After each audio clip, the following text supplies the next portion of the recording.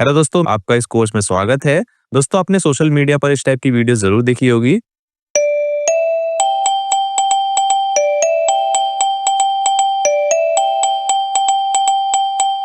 Which one sounds better? Pluck.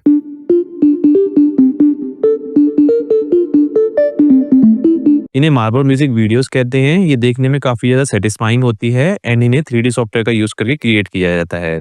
इस course में मैं आपको ब्लेंडर में 3D मार्बल म्यूजिक एनिमेशंस बनाना सिखाऊंगा, बिल्कुल बेसिक से लेकर फाइनल रेंडरिंग तक। अगर आपने कभी ब्लेंडर को यूज़ नहीं किया हो, तब भी आप ये एनिमेशन ईजिली बना पाएंगे। सबसे पहले ब्लेंडर के बेसिक से शुरुआत करेंगे, जिसमें ब्लेंडर को डाउनलोड करना, ब्लेंडर का interface, tools, navigation, materials, modifiers, camera and animation के बेसिक्स को समझेंगे। फिर हम रिजिड बॉडी फिजिक्स को समझेंगे, पैलेट्स का setup, modelling, texturing, lighting, camera animation और कंपोजिटिंग तक का सब कवर करेंगे। इसके अलावा मैं आपको एफएल स्टूडियो में मैनुअली बनाना और उसको एनिमेशन के साथ सिंक करना भी सिखाऊंगा। ये कोर्स उन सबके लिए परफेक्ट है जो सेटिस्फाइंग 3D एनिमेशन बनाना चाहते हैं, बिगिनर जो ब्लेंडर सीखना चाहते हैं या फिर जो 3D कंटेंट क्रिएट करना चाहते हैं। दोस्तों, ये वीडियोस यूट्यूब पर काफी ज्यादा पॉपुलर है एंड इन वीडियोस पर मिलियंस में व्यूज आते हैं। ये बेस्ट नीश हो सकती है अपना फेसलेस यूट्यूब चैनल स्टार्ट करने के लिए। इस कोर्स में दोस्तों हम 2 मार्वल म्यूजिक वीडियो क्रिएट करेंगे, एक है ये वाली एंड ये वाली। एंड इन दोनों मार्वल म्यूजिक वीडियो को हम एकदम स्क्रैच से बनाएंगे एंड इन दोनों की ब्लेंड फाइल भी आप डाउनलोड कर सकते हैं। सो दोस्तों, इस फुल कोर्स को आप एक्सेस कर सकते हैं यूडेमी पर, जिसकी लिंक आपको डिस्क्रिप्शन बॉक्स में मिल जाएगी। एंड आप कूपन कोड यूज कर सकते हैं अर्ली50, जिसमें आपको मिलेगा 50% का डिस्काउंट फर्स्ट 5 डेज के लिए, यानी कि 28 नवंबर 2025 है। सो ये डिस्काउंट अगले 5 डेज तक चलेगा। सो फटाफट जाइए एंड एनरोल कीजिए। तो चलिए शुरू करते हैं दोस्तों। तो मैं मिलता हूँ आपसे लेक्चर 1 में। हे गाइस, ये है लेक्चर 1 बेसिक्स ऑफ ब्लेंडर का। इस लेक्चर में हम देखेंगे कि हम ब्लेंडर को कैसे डाउनलोड कर सकते हैं एंड इंस्टॉल कर सकते हैं। ब्लेंडर के इंटरफेस का ओवरव्यू लेंगे एंड ब्लेंडर में नेविगेट करना, यानी कि चारों तरफ मूव करना एंड उसकी शॉर्ट कीज को देखेंगे। सो दोस्तों, हमारा सबसे पहला जो स्टेप है वो है ब्लेंडर को डाउनलोड करना, जिसके लिए हमें करना क्या है, हम जाएंगे गूगल क्रोम पर एंड यहाँ पर हम सर्च करेंगे blender.org, जो कि ब्लेंडर की ऑफिशियल वेबसाइट है।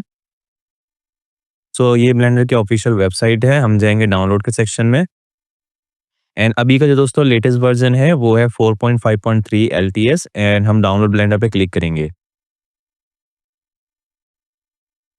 सो जो हमारी डाउनलोड है वो ऑटोमेटिकली स्टार्ट हो जाएगी। सो ये सॉफ्टवेयर का साइज है, ये 344 MB का है एंड इसको हम डाउनलोड कर लेते हैं। तो दोस्तों, अभी हम डाउनलोडिंग स्क्रीन पर एंड यहाँ पर आप ऊपर देखेंगे तो अभी हम डाउनलोड पे हैं। यहाँ पर आपको रिक्वायरमेंट्स मिलता है। अगर आप इस पे क्लिक करेंगे तो आप जान सकते हैं कि ब्लेंडर को चलाने के लिए सबसे बेस्ट पीसी क्या रहेगा या मिनिमम रिक्वायरमेंट कितनी होनी चाहिए। सो आपको जो आपका आंसर है वो ब्लेंडर की वेबसाइट पर ही मिलेगा। अगर आप नीचे स्क्रॉल करेंगे तो विंडोज के लिए देख सकते हैं आप, या फिर मैक है या लिनक्स है। तो अभी हम विंडोज के लिए देखते हैं। सो जो मिनिमम रिक्वायरमेंट जो ब्लेंडर कह रहा है वो ऑपरेटिंग सिस्टम आपका विंडोज 8.1 होनी चाहिए, आप 64 बिट एंड जो सीपीयू आपका वो एटलीस्ट 4 कोर्स का होना चाहिए एंड एटलीस्ट 8 GB रैम होनी चाहिए एंड 2 GB का कम से कम ग्राफिक कार्ड होना चाहिए। एंड जो रिकमेंडेड रिक्वायरमेंट्स है, यानी कि इसमें ब्लेंडर जो है वो काफी अच्छा चलेगा, वो है विंडोज 10 या विंडोज 11 हो, सीपीयू आपका 8 कोर्स का हो एंड 32 GB आपकी रैम हो एंड 8 GB का आपका ग्राफिक कार्ड हो। एंड दोस्तों, अगर आपकी सिस्टम रिक्वायरमेंट इससे भी कम है तब भी आप ब्लेंडर को डाउनलोड कर सकते हैं एंड इंस्टॉल करके अपने सिस्टम में देख सकते हैं कि क्या वो वर्क करता है या नहीं करता। सो गाइज, हमारा सॉफ्टवेयर है वो डाउनलोड हो गया है। चलिए इसको फटाफट से हम इंस्टॉल कर लेते हैं। इंस्टॉल करने के लिए मैं इस पर क्लिक करता हूँ एंड इसका जो इंस्टॉलेशन प्रोसेस है उसको मैं कंप्लीट कर लेता हूँ फटाफट से। सो दोस्तों, हमारे डेस्कटॉप पे कुछ ऐसा ब्लेंडर 4.5 का आइकन हमें दिखता है एंड ये है हमारा ओल्ड ब्लेंडर जिसको मैं यूज करता था, ब्लेंडर 4.2। सो चलिए इसको हम राइट क्लिक करके इसको ओपन करते हैं। सो ये कुछ ऐसा इंटरफेस दिखेगा आपको जब भी आप फर्स्ट टाइम ब्लेंडर को ओपन करेंगे।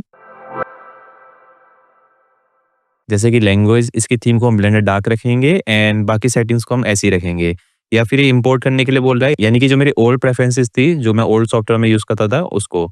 सो मैं सेव न्यू प्रेफरेंसेस करूंगा एंड जब भी आप ब्लेंडर को ओपन करेंगे तो कुछ इस टाइप का आपको हर बार इंटरफेस दिखेगा। ऑलराइट, यहाँ से आप न्यू फाइल क्रिएट कर सकते हैं। तो अभी के लिए हम यहाँ पर साइड पर क्लिक करेंगे तो ये हट जाएगा यहाँ से। सो दोस्तों, ये हमारा इंटरफेस है। अभी आप देखेंगे तो टेक्स्ट का साइज काफी छोटा है। मैं क्या करता हूँ, पहले टेक्स्ट का साइज थोड़ा बड़ा कर देता हूँ ताकि आपको देखने में आसानी हो।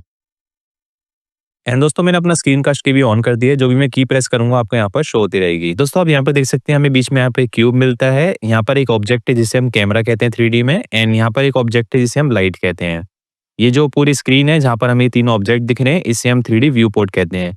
यहाँ पर क्लिक करके इसका नाम पढ़ सकते हैं 3D व्यू पोर्ट ब्लेंडर में जितनी भी हम मॉडलिंग करते हैं, एनिमेशन करते हैं, वो सभी हम इस 3D व्यू पोर्ट में करते हैं। एंड दोस्तों राइट साइड में आपको ये जो बॉक्स दिखता है, इसे हम आउटलाइनर कहते हैं। आउटलाइन एक तरीके से ये फ़ोल्डर है, जितने भी यहाँ पर ऑब्जेक्ट है, वो सभी आपको आउटलाइनर में दिखेंगे।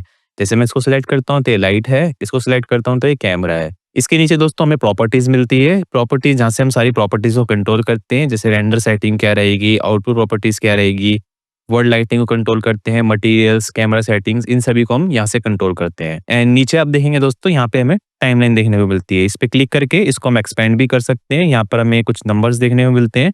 यहाँ से हम प्ले एंड इसको पॉज कर सकते हैं। इसका यूज़ दोस्तों हम जब भी एनिमेट करते हैं कुछ, उसमें हम टाइमलाइन का यूज़ करते हैं। सबसे ऊपर आप देखेंगे दोस्तों, तो आपको डेडिकेटेड टैब्स मिलेंगे। जैसे अभी हम लेआउट टैब में है, ये मॉडलिंग का टैब है जो कि स्पेशली मॉडलिंग के लिए है। यहाँ पे हम स्कल्पटिंग कर सकते हैं एंड यूवी एडिटिंग है, जहाँ पर हम ऑब्जेक्ट्स को यूवी अनरैप करते हैं। इसके बाद दोस्तों हमें टेक्सचर पेंट देखने को मिलता है। टेक्सचर पेंट यानी कि जहाँ से हम मैनुअली हैंड से टेक्सचर को पेंट करते हैं। शेडिंग से दोस्तों हम मटेरियल्स एंड टेक्सचर्स क्रिएट करते हैं हमारे ऑब्जेक्ट्स पर। एंड इसके बाद दोस्तों हमें मिलता है एनिमेशन का टैब, रेंडरिंग, एंड ये होता है कंपोजिटिंग, जिसे हम पोस्ट प्रोडक्शन भी कहते हैं।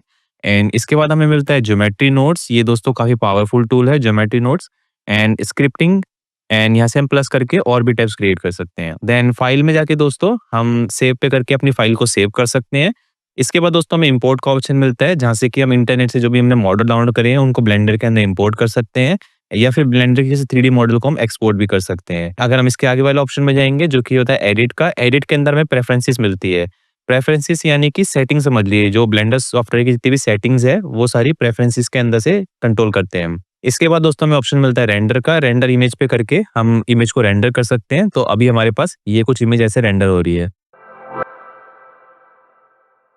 सो अब हम देख लेते हैं दोस्तों नेविगेशन। नेविगेशन यानी कि व्यू पोर्ट में चारों तरफ घूमना, zoom in and zoom out. अगर हम लेफ्ट क्लिक से इसको मूव करने की कोशिश करते हैं, तो लेफ्ट क्लिक से तो ये बॉक्स आ रहा है एंड ये राइट क्लिक से भी मूव नहीं हो रहा। अगर हमें व्यू पोर्ट में मूव होना है, तो इसके लिए हमें ये गिज्मो का यूज करना पड़ेगा। अगर मैं इस पे लेफ्ट क्लिक करता हूँ, तो आप देखेंगे मैं व्यू पोर्ट में चारों तरफ रोटेट कर पा रहा हूँ। अगर मैं किसी स्पेसिफिक अल्फाबेट पे क्लिक करता हूँ, अगर मैं एक्स पे करता हूँ, तो ये हमारी एक्स डायरेक्शन आ जाएगी। वाई पे करता हूँ तो ये वाई डायरेक्शन आ जाएगी। एंड इसका नाम दोस्तों आप यहाँ पर देख सकते हैं, बैक ऑर्थोग्राफिक है। मैं जेड पे करता हूँ तो ये टॉप है एंड ये राइट है। एंड अगर मैं नेगेटिव वाई करता हूँ तो ये फ्रंट डायरेक्शन है। इसके बाद दोस्तों हमें मिलता है मैग्नीफाइंग ग्लास का ऑप्शन, जिससे कि हम zoom in and zoom out कर सकते हैं। इस पर लेफ्ट क्लिक करके हम जूम कर सकते हैं, जूम आउट कर सकते हैं। एंड थर्ड मिलता है हमें मूव का ऑप्शन, जिससे हम अपने व्यू को मूव कर सकते हैं। इससे हम रोटेट होंगे, इससे हम मूव करेंगे एंड इससे हम जूम करेंगे, कुछ इस तरीके से। ऑलराइट। सो दोस्तों इसकी शॉर्ट की भी होती है। शॉर्ट की फटाफट से देख लेते हैं। जो हमारा ये गिज्मो है, जिससे कि हम चारों तरफ रोटेट कर रहे हैं, इसकी शॉर्ट की होती है मिडिल माउस बटन। जो हमारे माउस में मिडिल वाला बटन होता है, उससे हम व्यू पोर्ट में चारों तरफ ऐसे रोटेट कर सकते हैं। एंड जिससे हम zoom in and zoom out कर रहे हैं, इसकी शॉर्ट की है कंट्रोल दबाकर मिडिल माउस बटन। अगर कंट्रोल दबाकर मिडिल माउस बटन दबाएंगे, तो हम zoom in and zoom out कर सकते हैं। एंड ये जो मूव द व्यू की है, इसके लिए हमें दबाना है शिफ्ट दबाकर मिडिल माउस बटन। एंड दोस्तों कुछ यूजर होते हैं जो कि लैपटॉप यूज करते हैं, या फिर जो मिडिल माउस बटन नहीं यूज करना चाहते हैं, उनके लिए एक सेटिंग होती है। हमें एडिट में जाना है, प्रेफरेंसेस में जाना है। इसके बाद हमें इनपुट का ऑप्शन मिलता है। यहाँ से हम एमुलेट 3 बटन माउस को इनेबल कर सकते हैं। तो मैं इसको इनेबल करता हूँ एंड अपनी प्रेफरेंसेस को सेव करता हूँ।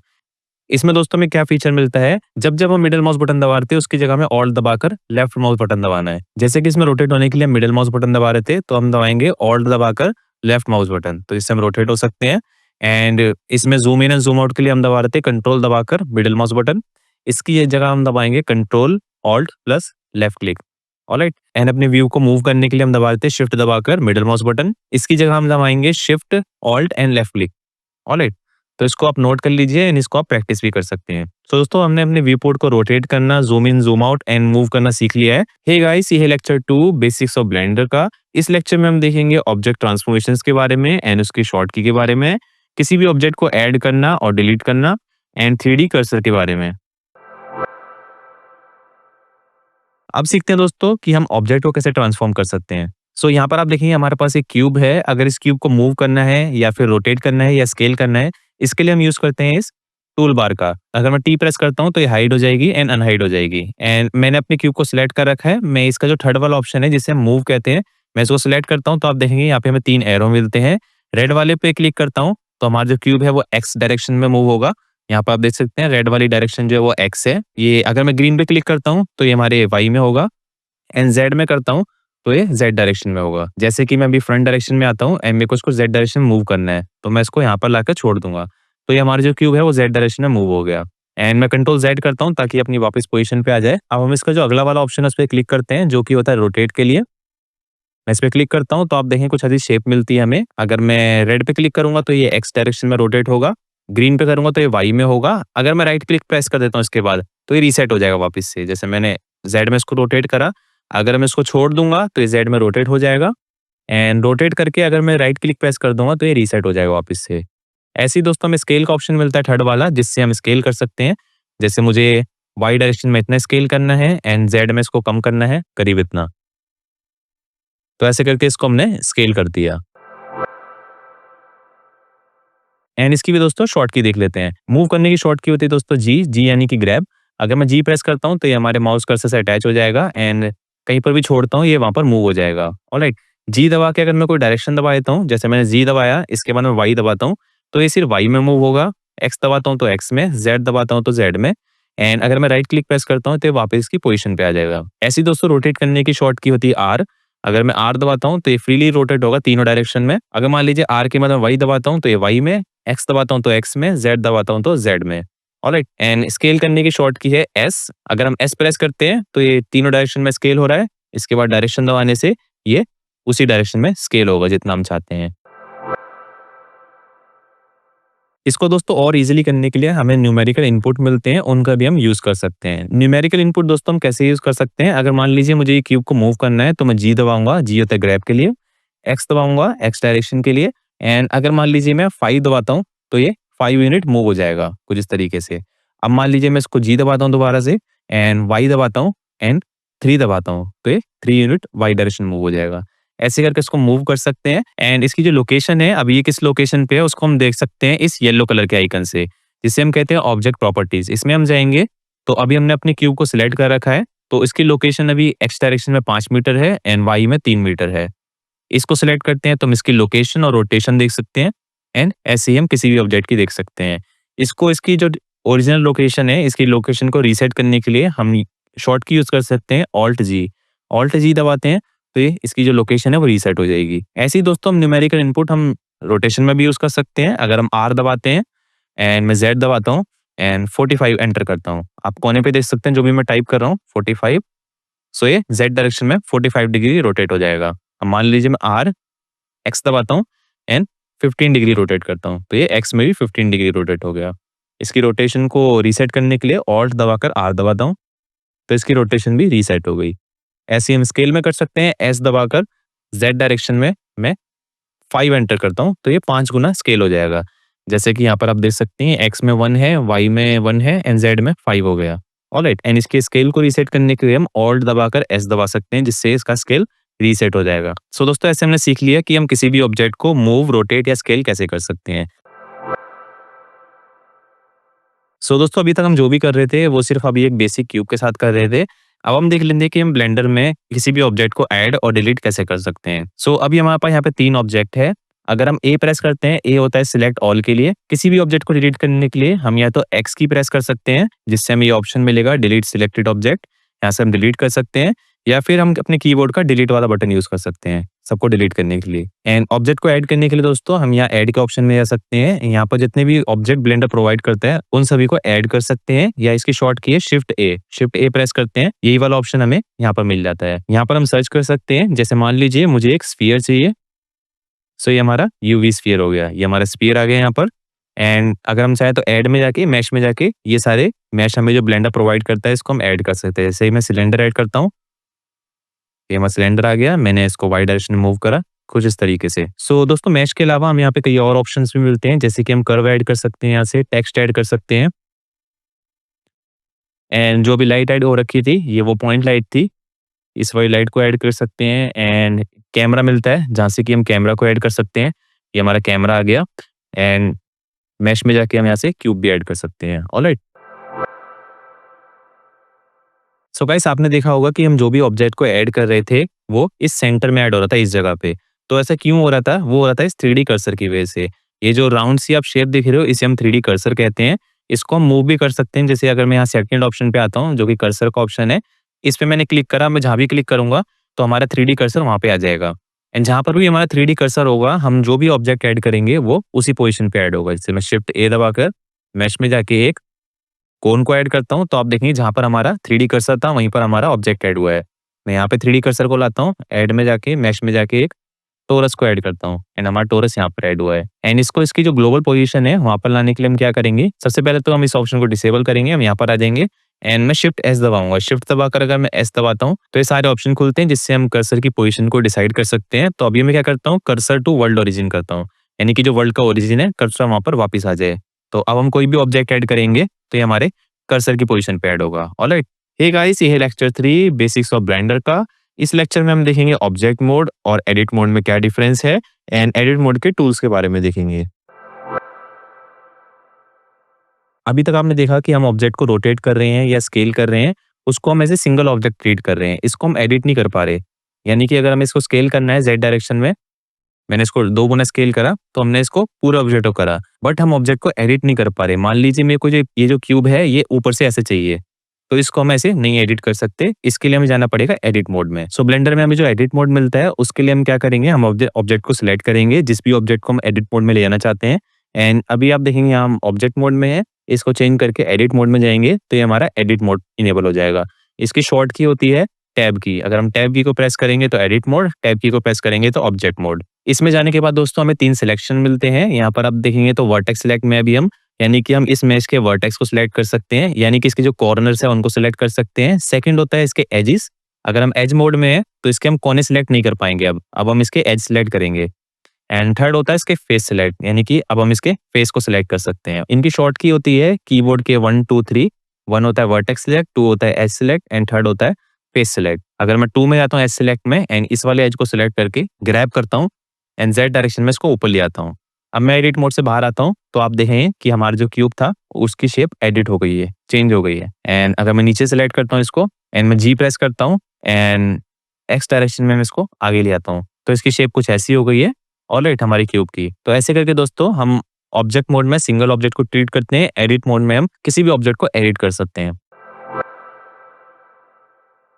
एंड दोस्तों जब भी हम किसी भी ऑब्जेक्ट को सिलेक्ट करके एडिट मोड में जाते हैं तो आप देखेंगे इसके नीचे हमें कई सारे टूल्स मिलते हैं। सो दोस्तों ये टूल्स है, ये टूल्स हमें 3D मॉडलिंग करने में हेल्प करते हैं। इनमें से जो इंपॉर्टेंट टूल्स है जिनका कि हम इस कोर्स में यूज करेंगे उन टूल्स को हम फटाफट से समझ लेते हैं। एक है दोस्तों एक्सट्रूड, जो कि ये वाला ऑप्शन है एक्सट्रूड रीजन, आप इस पर भी क्लिक कर सकते हैं एंड फिर किसी फेस को सिलेक्ट कर सकते हैं। जैसे मैं इस फेस को सिलेक्ट करता हूँ, या फिर इसकी शॉर्ट की होती है ई, अगर हम ई प्रेस करते हैं तो आप देखेंगे यहाँ से जो हमारा क्यूब है वो एक्सट्रूड हो जाएगा, यानी कि उसमें से उतना हिस्सा एक्सट्रूड होगा यानी बाहर निकलेगा। मैं इसको सिलेक्ट करता हूँ, ई प्रेस करता हूँ तो मैं इसको यहाँ से एक्सट्रूड कर सकता हूँ, ई प्रेस करता हूँ यहाँ से एक्सट्रूड कर सकता हूँ। इसे कहते हैं दोस्तों हम एक्सट्रूड। ये हम एज के साथ भी कर सकते हैं, जैसे हम इस एज को एक्सट्रूड करना है तो ये हमने एज से एक्सट्रूड कर दिया वाई डायरेक्शन में, ऑलराइट। इसको स्केल कर सकते हैं एंड जो भी चाहे वो आप कर सकते हैं। सो ये था दोस्तों एक्सट्रूड। इसके बाद दोस्तों हमें जो इंपॉर्टेंट टूल मिलता है वो होता है इंसेट। इंसेट से क्या होता है, जैसे मैं इस फेस को सिलेक्ट करता हूँ, मैं जाता हूँ फेस सिलेक्ट में एंड इस फेस को सिलेक्ट करके अभी आप देखें गोला आ रहा है क्योंकि हमने इस पे सिलेक्ट कर रखा है। मैं वापस जाता हूँ इस पे, सो इसकी जो शॉर्ट की होती है मैं वो प्रेस करता हूँ जो कि होती है आई। अगर मैं आई प्रेस करता हूँ तो ये अंदर की तरफ इंसेट हो जाएगा एंड अब मैं इसको एक्सट्रूड कर सकता हूँ। मान लीजिए अगेन मैं आई प्रेस करता हूँ, ये अगेन इंसेट हो जाएगा एंड मैं ई प्रेस करके इसको अंदर एक्सट्रूड कर सकता हूँ कुछ इस तरीके से। इसके बाद दोस्तों हमें जो अगला ऑप्शन मिलता है वो मिलता है बेवल का, ये थर्ड ऑप्शन है। बेवल हम क्यों यूज करते हैं, जैसे कि आप देखेंगे हमारा जो क्यूब है इसके कॉर्नर काफी शार्प है, इन कॉर्नर्स को हम राउंडनेस देना चाहते हैं तो इसके लिए हम बेवल टूल का यूज करते हैं। तो मैं क्या करता हूँ, मैं जाता हूँ एस सिलेक्ट मोड में 2 प्रेस करके एंड ये चारों एजेस को मैंने सिलेक्ट करा ऊपर के एंड इसकी जो शॉर्ट की है बेवल की वो है कंट्रोल बी। अगर मैं कंट्रोल बी प्रेस करता हूँ, अगर मैं अपने माउस को मूव करूंगा तो आप देखेंगे अभी जहाँ पर एक एज था वहां पर अब 2 एजेस आ गए हैं। हम माउस व्हील को स्क्रॉल करके इसमें सेगमेंट्स ऐड कर सकते हैं कि कितने आप सेगमेंट ऐड करना चाहते हैं एंड सेगमेंट्स के नंबर आप ऊपर कॉर्नर में देख सकते हैं। अगर मैं घटा रहा बढ़ा रहा हूँ तो अभी के लिए मैं इसमें 8 सेगमेंट ऐड करता हूँ एंड इसको मैं छोटा करता हूँ करीब इतना। इसको लेफ्ट क्लिक करने के बाद आपको यहाँ पे ऑप्शन भी मिलेगा जहाँ से कि इसको आप अगेन कंट्रोल कर सकते हैं। जैसे इसकी विड्थ जो थी वो थी 0.03, मैं इसको 0.03 कर देता हूँ यहाँ पर टाइप करके एंड इसमें 8 सेगमेंट्स थे।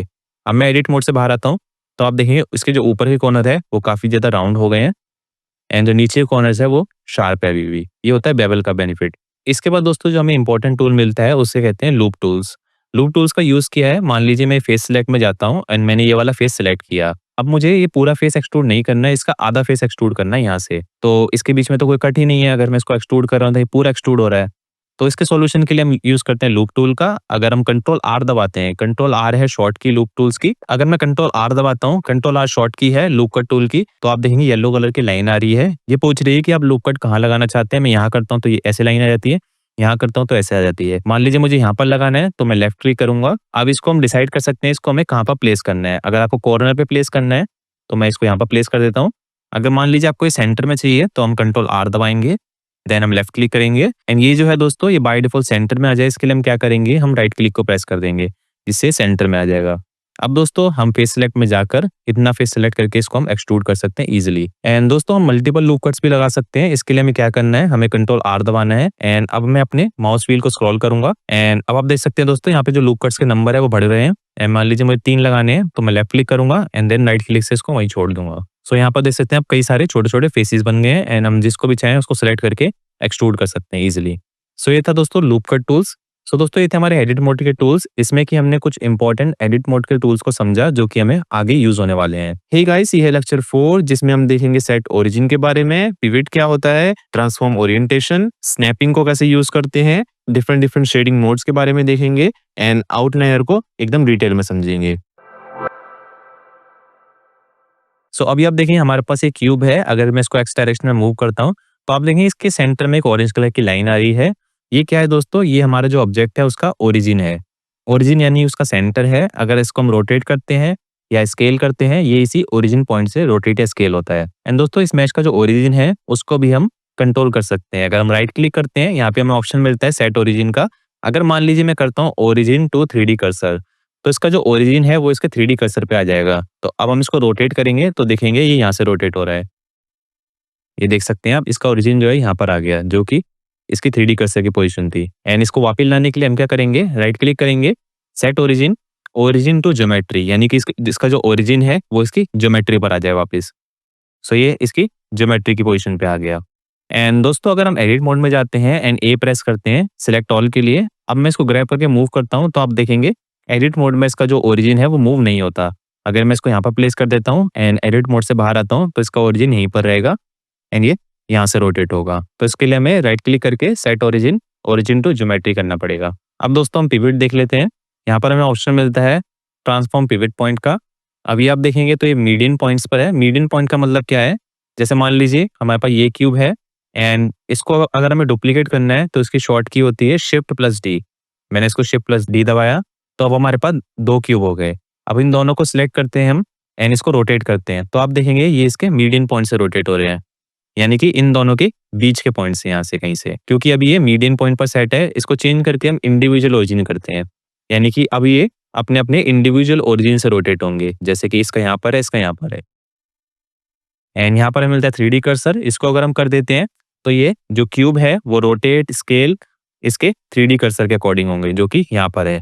एंड इसकी पोजीशन हम कभी भी चेंज कर सकते हैं। जैसे मान लीजिए इसको मैं यहाँ पर प्लेस करता हूँ एंड अब रोटेट करता हूँ तो आप देखेंगे ऐसे रोटेट हो रहे हैं। कर्सर की पोजीशन को रीसेट करने के लिए शिफ्ट एस दबाऊंगा and cursor to world origin. So ये कुछ इंपॉर्टेंट पिवट पॉइंट्स है, इसको भी हम इंडिविजुअल ओरिजिन पर ही रखते हैं।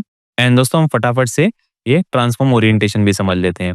ट्रांसफॉर्म ओरिएंटेशन यानी कि किसी भी ऑब्जेक्ट को अगर हम ट्रांसफॉर्म करते हैं, मूव, रोटेट या स्केल, वो अभी ग्लोबल एक्सिस पर होगा। यानी कि जी दबाकर मैं वाई दबाता हूँ तो ये इसकी वाई ग्लोबल एक्सिस है एंड ये एक्स है एंड ये जेड है, 3 डायरेक्शन है। अब ये इसकी ग्लोबल एक्सिस है और इसका एक्स इधर है। अब मान लीजिए मैंने इसको ये 45 डिग्री रोटेट कर दिया इस डायरेक्शन में। सो जो इसकी एक्स इधर थी वो अब इधर हो गई इसकी, तो ये इसकी लोकल डायरेक्शन कराएगी। क्योंकि हमारा जो ऑब्जेक्ट है वो रोटेट हो रखा है तो इसकी जो लोकल एक्सिस है वो रोटेट हो गई। लेकिन अभी अगर मैं मूव करता हूँ इसको जी एक्स तो इसकी ग्लोबल में मूव या रोटेट हो रहा है। एंड इसी को चेंज करने के लिए हम ग्लोबल से इसको लोकल पर कर सकते हैं। अब मैं जी दबाकर एक्स दबाता हूँ तो आप देखेंगे ये इसकी लोकल एक्सिस में मूव हो रहा है, तो यहीं पर ये काम आती है। इसको हम ग्लोबल पर कर देते हैं। जी दबाकर एक्स दबाऊंगा तो ये ग्लोबल हो जाएगी। अगर मैं एक और बार एक्स दबा देता हूँ तो इसकी लोकल डायरेक्शन हो जाएगी। ये इसकी शॉर्ट की है। ऑलराइट, सो दोस्तों हम स्नैपिंग देख लेते हैं। स्नैपिंग क्या होता है? स्नैपिंग का वैसे दोस्तों ये काफी ज्यादा ऑप्शंस मिलते हैं। ये स्नैप का ऑप्शन है, इसको आप खोलेंगे तो ये काफी सारे ऑप्शंस है। इन सबको समझने की अभी हमें जरूरत नहीं है। हमें क्या समझना है कि अगर हम स्नैपिंग को ऑन करते हैं, अब मैं जी दबाकर एक्स दबाता हूँ तो आप देखेंगे हमारा जो क्यूब है वो स्नैप हो रहा है अपनी ग्रिड के अनुसार।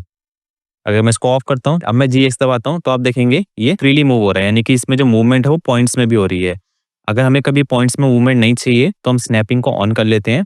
एंड अब मैं जी एक्स दबाता हूँ, तो आप देखेंगे ये हर बॉक्स पर स्नैप हो रहा है, तो इसे स्नैपिंग कहते हैं। इसको दोस्तों आपको ऑन करने की जरूरत नहीं है। जब भी आप मूव करते हैं, जैसे मैंने जी दबाया, अब मैं एक्स दबा रहा हूँ मूव करने के लिए, तो मैं इसके साथ साथ कंट्रोल प्रेस कर लूंगा। कंट्रोल से क्या होगा, ये स्नैप होने लग जाएगा। मैं कंट्रोल छोड़ता हूँ तो देखेंगे फ्रीली हो रहा है। अगर मैं कंट्रोल दबा देता हूँ तो ये स्नैप हो रहा है। तो इसको हम एडिट मोड में भी यूज़ कर सकते हैं। जैसे मैं जी ज़ेड करता हूँ, तो आप देखेंगे ये हर पॉइंट पर स्नैप हो रहा है कुछ इस तरीके से। अब दोस्तों हम व्यू पोर्ट शेडिंग मोड्स को देख लेते हैं, जो कि हमें यहाँ पर देखने को मिलते हैं। अभी आप देखेंगे तो ये हम सॉलिड मोड में है।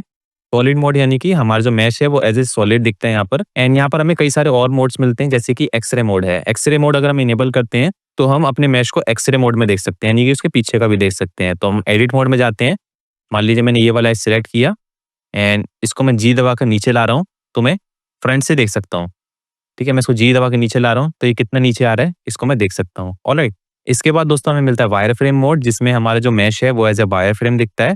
जब हमारे पास कॉम्प्लेक्स सीन होता है, तब इसका हम यूज़ करते हैं। थर्ड जो हमारा है, वो सॉलिड मोड है, जिसमें हमारा जो मैश है वो ऐसे दिखता है कुछ इस तरीके से सॉलिड। फोर्थ है हमारा मटीरियल प्रीव्यू मोड, जिसमें कि हमारे मटीरियल्स दिखते हैं। जैसे कि आप देख सकते हैं हमारा जो क्यूब है वो व्हाइट कलर का दिखने लग गया। इसमें हम जो भी कलर देंगे या जो भी मटीरियल देते हैं इसमें हम, मान लीजिए इस क्यूब को हम एज़ ए मेटालिक क्यूब बनाते हैं, यानी मेटल क्यूब बनाते हैं, तो वो इसी मोड में दिखेगा, इन तीनों मोड्स में नहीं दिखेगा। तो इसे हम मटीरियल प्रीव्यू मोड कहते हैं, जिसमें मटीरियल का हम प्रीव्यू करते हैं। एंड इसका सबसे लास्ट वाला है, उसे हम कहते हैं रेंडर मोड, यानी कि जो रेंडर होने वाला है, यानी कि जो फाइनल सीन हमारा होगा वो हमें रेंडर प्रीव्यू मोड में दिखता है। ऑलराइट, अब ये ब्लैक है क्योंकि यहाँ पर हमने कोई भी लाइटिंग ऐड नहीं करी, इसलिए टोटली ब्लैक है। ये रेंडर मोड है, यहाँ पे हमें लाइटिंग ऐड करनी पड़ती है, तभी जाके हमें कुछ दिखेगा। सो ऑलराइट दोस्तों, अभी तक हमने काफ़ी कुछ देख लिया ब्लेंडर में। अब हम फटाफट से आउटलाइनर को देख लेते हैं। ये हमारा आउटलाइनर है। अगर मैं इसको शिफ्ट डी से डुप्लीकेट करता हूँ अपने क्यूब को एंड एक्स डायरेक्शन में मूव करता हूँ, तो आप देखेंगे ये हमारा क्यूब है एंड ये क्यूब 0.001 है। इसको हम रीनेम भी कर सकते हैं यहाँ पर डबल क्लिक करके, या फिर यहीं पर F2 की को प्रेस करके। मैंने इसको 4 बार 1 नाम दे दिया एंड इसको 4 बार 2 नाम दे दिया। तो ऐसे करके हम अपने मैश को एडिट कर सकते हैं। एंड यहाँ पर दोस्तों हम कलेक्शन भी बना सकते हैं। देखेंगे तो ये कलेक्शन है, इसको हम ऐसे ओपन या क्लोज भी कर सकते हैं। तो जब हमारे पास बड़ा सीन होता है, कई सारे ऑब्जेक्ट्स होते हैं, तो हम कलेक्शन बना देते हैं अलग-अलग आइटम्स का। कलेक्शन बनाने के लिए हमें क्या करना है, हम ये जो कोने पे आपको ऑप्शन दिख रहा है, इस पे हम क्लिक करेंगे, तो ये नया कलेक्शन बन गया, कलेक्शन 2 नाम से। मैं इसको रीनेम कर देता हूँ, क्यूब्स। अब हमें जो अपने क्यूब्स है वो इसके अंदर मूव करने हैं, तो इसको हम दोनों को सिलेक्ट करके लेफ्ट क्लिक से इसको हम इसके अंदर मूव भी कर सकते हैं। एंड दोस्तों इसको हम व्यू पोर्ट से भी कर सकते हैं। मान लीजिए मेरे को ये क्यूब सिलेक्ट किया मैंने एंड शिफ्ट दबाकर मैंने ये वाला क्यूब भी किया। एंड अब हमें क्या करना है, हमें एम प्रेस करना है, एम फॉर मैंगो। एम से दोस्तों आपको ऑप्शन मिलेगा मूव टू कलेक्शन। अब हमें जिस भी कलेक्शन के अंदर इसको मूव करना है वो हम कर सकते हैं, या फिर यहाँ से नया कलेक्शन भी बना सकते हैं। नया कलेक्शन बनाता हूँ, बॉक्सेस करके क्रिएट किया मैंने। तो अब देखिए हमारे जो दोनों क्यूब्स है वो बॉक्स वाले कलेक्शन के अंदर मूव हो गए। ये वाले जो दोनों कलेक्शन है हमारे खाली है, इन दोनों को सिलेक्ट करके हम डिलीट प्रेस कर देते हैं इनको डिलीट करने के लिए। एंड यहाँ से हमें जो टिक लगा हुआ है, इस ऑप्शन से हम इसको इनेबल या डिसेबल कर सकते हैं। जैसे मान लीजिए हमें ये जो क्यूब्स है ये फाइनल रेंडर में नहीं चाहिए, तो इनको हम यहाँ से डिसेबल कर देंगे। इसके आगे दोस्तों हमें आई बनी हुई दिखती है। आई का मतलब है व्यू पोर्ट में हाइड करना है, यानी कि जो व्यू पोर्ट है जिसमें अभी हम काम कर रहे हैं, अगर मैं इसको बंद कर देता हूँ तो ये वाला जो क्यूब है यहाँ पर हमें नहीं दिखेगा। इसको बंद करता हूँ तो नहीं दिखेगा। बट इसके आगे का जो ऑप्शन है डिसेबल इन रेंडर मोड, ये रेंडर मोड में जरूर दिखेंगे। अगर मान लीजिए आपने यहाँ से इसको हाइड कर दिया एंड आपने यहाँ से रेंडर कर दिया सीन को, तो ये रेंडर में दिखेंगे। यहाँ से हम कंट्रोल करते हैं कि इसको हमें रेंडर में भी नहीं देखना। ऑलराइट, एंड या फिर इसको आप टोटली डिसेबल कर सकते हैं, तो भी ये रेंडर में नहीं दिखेंगे। तो ऐसे करके दोस्तों हम आउटलाइनर को यूज करते हैं। हे गाइस, ये है लेक्चर 5 बेसिक्स ऑफ ब्लेंडर का, जिसमें हम मटेरियल प्रॉपर्टीज के बारे में समझेंगे। यानी किसी भी मटेरियल को कैसे क्रिएट किया जाता है, मटेरियल्स को कैसे हटाया जाता है, एंड मटेरियल्स के बीच में स्विच करना, एंड मटेरियल प्रॉपर्टीज की सभी डिटेल्स को देखेंगे। सो दोस्तों ब्लेंडर में जो भी ऑब्जेक्ट है, जैसे कि आपको स्क्रीन पे क्यूब दिख रहा है, ये क्यूब मेटल का है या फिर प्लास्टिक का है या फिर ग्लास का है, ये सब हम डिफाइन करते हैं मटेरियल्स की मदद से। मटेरियल से इसको हम ऐसी प्रॉपर्टीज देते हैं जिससे कि फाइनल रेंडर में ये ग्लास लगेगा या मेटल लगेगा या फिर वुड लगेगा या फिर कोई अदर मटेरियल लगेगा। सो मटेरियल हम कैसे देते हैं, सबसे पहले हमें जाना पड़ेगा मटेरियल प्रीव्यू मोड में, जिसमें कि हम मटेरियल का प्रीव्यू लेते हैं। सो ये मटेरियल प्रीव्यू मोड है। अभी हमारा जो क्यूब है वो टोटली व्हाइट हो चुका है। इसको सिलेक्ट करके हमें जाना पड़ेगा सबसे एंड में, जो मटेरियल प्रॉपर्टीज का आपको आइकन दिख रहा है, मैं इस पे क्लिक करता हूँ। सो दोस्तों बाय डिफॉल्ट देखेंगे तो यहाँ पर एक मटेरियल क्रिएट हो रखा है ऑलरेडी। सो मटेरियल को हम लगाते कैसे हैं, हटाते कैसे, वो देख लेते हैं। यहाँ पर आपको प्लस एंड माइनस का आइकन दिखेगा। मैं इसको माइनस करूंगा तो ये वाला मटेरियल इस पे से हट जाएगा। नया मटेरियल क्रिएट करने के लिए हम न्यू पे क्लिक करेंगे एंड यहाँ से हम मटेरियल को रीनेम कर सकते हैं। जैसे मैं इसको रीनेम करता हूँ मेटल, एंड इस आइकन पे क्लिक करके हमारे सीन में जितने मटेरियल्स है उन सभी को हम देख सकते हैं। एंड इसको मैं रिमूव करके एक और नया मटेरियल क्रिएट करता हूँ, प्लास्टिक। एंड इस पे क्लिक करके हम मटेरियल्स के बीच में स्विच कर सकते हैं। जैसे इस पे भी प्लास्टिक मटेरियल लगा है, मैं इसको चेंज करके मेटल मटेरियल इस पे लगा सकता हूँ। अभी तो दोनों सेम है इसलिए इसमें पता नहीं चल रहा। सो मटेरियल्स के अंदर आपको सबसे ऊपर ऑप्शन मिलता है प्रीव्यू का, जहाँ पर कि हम मटेरियल्स का प्रीव्यू देख सकते हैं। अभी देखेंगे तो व्हाइट कलर का दिख रहा है। देन हमें ऑप्शन मिलता है बेस कलर का, जहाँ से कि इसका हम कलर कंट्रोल कर सकते हैं। जैसे अभी मैं इसका कलर चेंज करके इसको ऑरेंज बनाता हूँ। सो हमारा जो क्यूब है वो ऑरेंज हो गया है। यहाँ पर भी इसका हम प्रीव्यू देख सकते हैं। अगर इसको हमें मेटेलिक बनाना है तो ये जो मेटेलिक वैल्यू है इसको हम 1 कर देंगे। सो अब जो हमारा क्यूब है वो मेटल का बन चुका है। इसके बाद हमें रफनेस मिलती है। रफनेस यानी कि हमारा जो ऑब्जेक्ट है वो कितने ज़्यादा शाइन करेगा। सो अगर मैं रफनेस को काफ़ी कम करता हूँ, यहाँ पे हमारा जो ऑब्जेक्ट है वो काफ़ी ज़्यादा शाइनी हो गया है। एंड अब इसको मैं चेंज करके इसमें प्लास्टिक वाला मटेरियल लगाता हूँ, तो वो वाली सारी प्रॉपर्टीज हट जाएगी एंड ये प्लास्टिक वाला मटेरियल इस पे लग जाएगा। एंड इसमें हम जो चाहें वो कलर दे सकते हैं। एंड ये हमारा प्लास्टिक मटेरियल हो गया। इसकी रफनेस को मैं कम कर देता हूँ, तो आप देखिए शाइनी प्लास्टिक का मटेरियल हो गया। इसके बाद दोस्तों आपको आईओआर देखने को मिलता है। ये जितने भी ट्रांसमिसिव ऑब्जेक्ट होते हैं जैसे ग्लास होते हैं, ये उनमें यूज किया जाता है। इसको भी हम आगे देखेंगे। इसके बाद अल्फा मिलता है। अल्फा यानी कि ट्रांसपेरेंसी।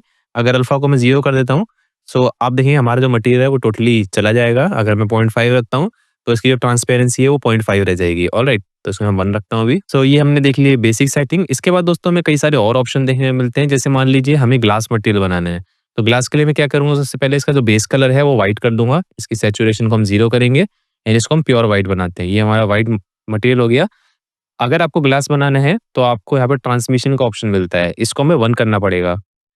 जिससे होता क्या है कि हमारा जो ऑब्जेक्ट होता है वो ग्लास की तरह बिहेव करता है। यहाँ पर दोस्तों हमारा जो क्यूब है वो आपको ग्लास की तरह नहीं दिख रहा होगा, क्योंकि इसके लिए हमें रेंडर प्रीव्यू मोड में जाना पड़ेगा एंड यहाँ पर लाइटिंग ऐड करनी पड़ेगी, तब जाके वो ग्लास दिखेगा। मटेरियल प्रीव्यू मोड में हम ग्लास का प्रीव्यू नहीं ले सकते। तो ये हमारा ग्लास मटेरियल हो गया। ऐसे ही करके मैं एक नया मटेरियल क्रिएट करता हूँ, न्यू, एंड इसका नाम रखता हूँ एमिशन। एमिशन हमने नाम इसका इसलिए रखा है क्योंकि इसमें हम एमिशन देखेंगे।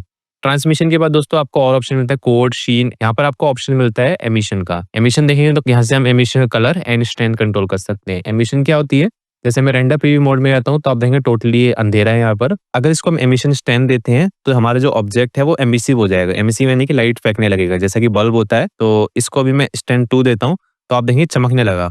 ऑलराइट, सो जो हम मार्बल म्यूजिक में लाइटिंग पैलेट्स बनाते हैं, जैसे कि बॉल टच करती है और हमारा जो पैलेट्स है वो उसमें लाइट जलने लगती है, तो उसको हम एमिशन का यूज करके ही क्रिएट करते हैं। यहाँ से इसका हम कलर सेलेक्ट कर सकते हैं, जो भी हम कलर देना चाहें। एंड दोस्तों इसके अलावा हमें यहाँ पर शेडिंग टैब भी मिलता है। शेडिंग टैब में क्या होता है, ये जो हमारा मटेरियल्स थे इन्हीं को हम नोट्स के थ्रू कंट्रोल करते हैं। नोट के थ्रू कैसे दोस्तों, अभी आप देखेंगे यहाँ पर हमने मटेरियल प्रॉपर्टीज खोल रखी है एंड यहाँ पर जो बेस कलर है वो देखेंगे, यहीं पर आपको वही वाली सेटिंग्स मिलेगी सारी, base colour, metallic, roughness, IOR.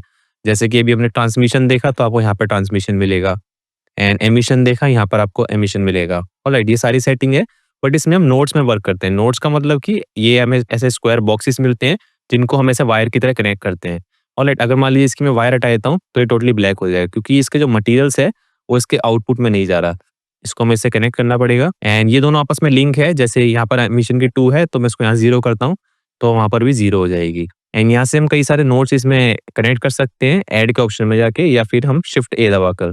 तो हम ऐड के ऑप्शन में जाएंगे, टेक्सचर में जाएंगे, यहाँ से हम कोई से भी टेक्सचर इसमें लगा सकते हैं। जैसे मैं वेव टेक्सचर को ऐड करता हूँ एंड इसी कलर वाली वैल्यू को इसके बेस कलर में जोड़ता हूँ, तो आप देखें यहाँ पर हमें वेव टेक्सचर दिखने को मिल गया। एंड इसकी जो प्रॉपर्टीज है हम यहाँ से कंट्रोल करेंगे, जैसे इसका स्केल कितना होगा, इसके ऑफसेट, एंड इसमें अगर आपको डिस्टॉर्शन डालना है, डिटेल्स, ये सभी हम यहाँ से कंट्रोल कर सकते हैं। बैंड्स रहेंगे या रिंग्स रहेगी, एक्स डायरेक्शन में रहेगी, हम इसको स्फेरिकल कर देते हैं।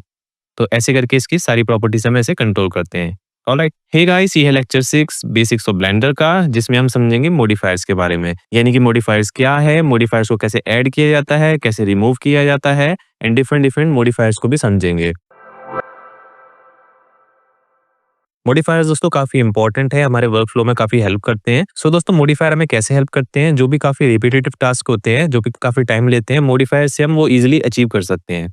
जैसे मान लीजिए अभी हमारे पास एक क्यूब है, इस क्यूब की हमें 20 या 50 कॉपीज चाहिए, तो हम क्या करेंगे, शिफ्ट डी से इसको डुप्लीकेट करेंगे एंड वाई डायरेक्शन में इसको यहाँ पे प्लेस कर दिया हमने।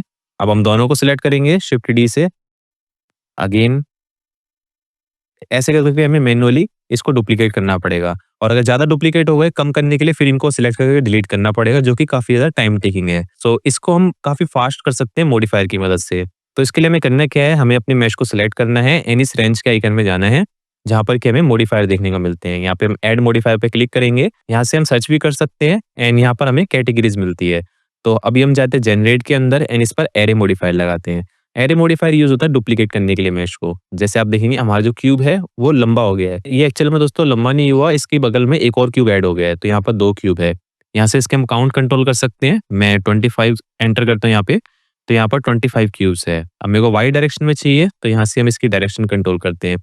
अब ये एक्स में है तो मैं इसको 0 करता हूँ एंड वाई में देखें तो अभी 0 है, मैं इसको इंक्रीज करता हूँ, तो आप देखेंगे हमारे जो क्यूब्स है वो आगे बढ़ते जा रहे हैं। 1 में दोस्तों क्या होता है, ये सारे जो क्यूब्स है ये सारे आपस में चिपके हुए हैं। अगर मैं 1.1 करता हूँ तो आप देखेंगे इनके बीच में गैप आने लग गया। सो आपको कितनी दूरी रखनी है वो आप यहाँ से कंट्रोल कर सकते हैं अपने क्यूब्स की, एंड किसी भी टाइम पर इसके काउंट को कंट्रोल कर सकते हैं एंड इसकी डायरेक्शन को कंट्रोल कर सकते हैं।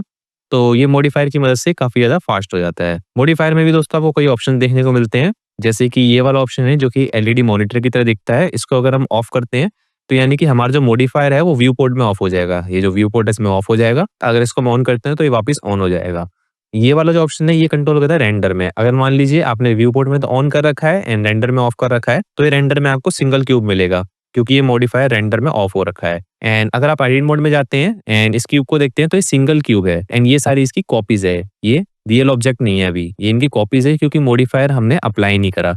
अगर इसको हम यहाँ पे क्लिक करके इसको अप्लाई कर देते हैं तो आप देखेंगे कि हमारे पास 25 क्यूब है एंड इसको हम सेपरेट भी कर सकते हैं। तो यहाँ से हम कट करके मॉडिफायर्स को हटा भी सकते हैं या फिर हम मल्टीपल मॉडिफायर्स भी लगा सकते हैं। सो अगला जो हमारा इंपॉर्टेंट मॉडिफायर है वो है बेवल मॉडिफायर। तो हम अपने मैश को सिलेक्ट करके ऐड मॉडिफायर में जाके यहाँ पे हम बेवल मॉडिफायर लगाते हैं। जब दोस्तों हमने एडिट मोड की सेटिंग देखी थी तो हमने एडिट मोड टूल्स देखे थे, जिससे कि हम कंट्रोल बी की मदद से किसी भी एज को, फेस को बेवल कर सकते हैं। तो ये जो हमारा बेवल मॉडिफायर है ये वही टूल है, लेकिन ये मॉडिफायर है। यहाँ से इसका हम अमाउंट कंट्रोल कर सकते हैं कि हमें कितना बेवल करना है। जैसे कि इसको मैं 0.03 करता हूँ एंड इसमें मैं सेगमेंट ऐड करता हूँ 6। तो आप देखेंगे इसके शार्प एजेस थे वो राउंड हो गए हैं। तो इसको मैं कट करता हूँ। इसके बाद जो दोस्तों हमारा इंपॉर्टेंट मॉडिफायर है वो है सब डिवीजन सरफेस मॉडिफायर। ये काफी ज्यादा यूज होने वाला मॉडिफायर है। इसके प्रीव्यू के लिए मैं शिफ्ट ए दबाकर एक यूवी स्फीयर को ऐड करता हूँ एंड जब भी हम इसको ऐड करते हैं तो आप देखेंगे यहाँ पे हमें सेगमेंट्स मिलते हैं, जो कि इसमें 32 सेगमेंट है एंड 16 रिंग है। एंड अगर इस स्फीयर को आप देखते हैं तो ये स्मूथ नहीं लग रहा, एकदम स्मूथ बॉल की तरह नहीं लग रहा।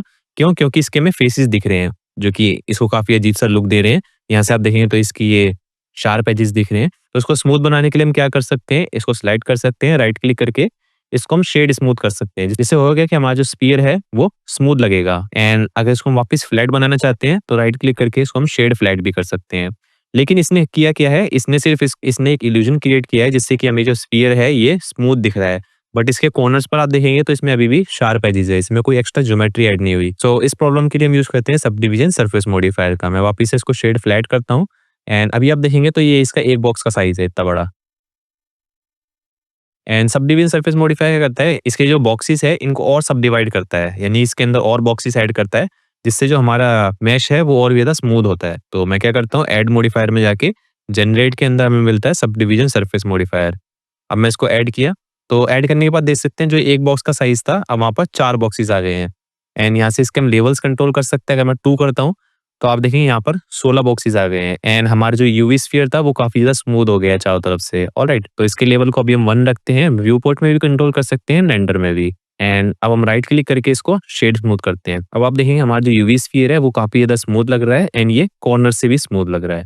तो ये यूज होता है दोस्तों सब डिवीजन सरफेस मॉडिफायर का। तो दोस्तों ये थे हमारे इंपॉर्टेंट मॉडिफायर्स जिसको कि हम आगे यूज करने वाले हैं। तो इसका हमने बेसिक समझ लिया। हे गाइस, ये है लेक्चर 7 बेसिक्स ऑफ ब्लेंडर का। इस लेक्चर में हम देखेंगे कि ब्लेंडर में लाइटिंग कैसे ऐड की जा सकती है, ब्लेंडर में लाइटिंग ऑब्जेक्ट के बारे में देखेंगे एंड एनवायरनमेंट लाइट के बारे में भी देखेंगे।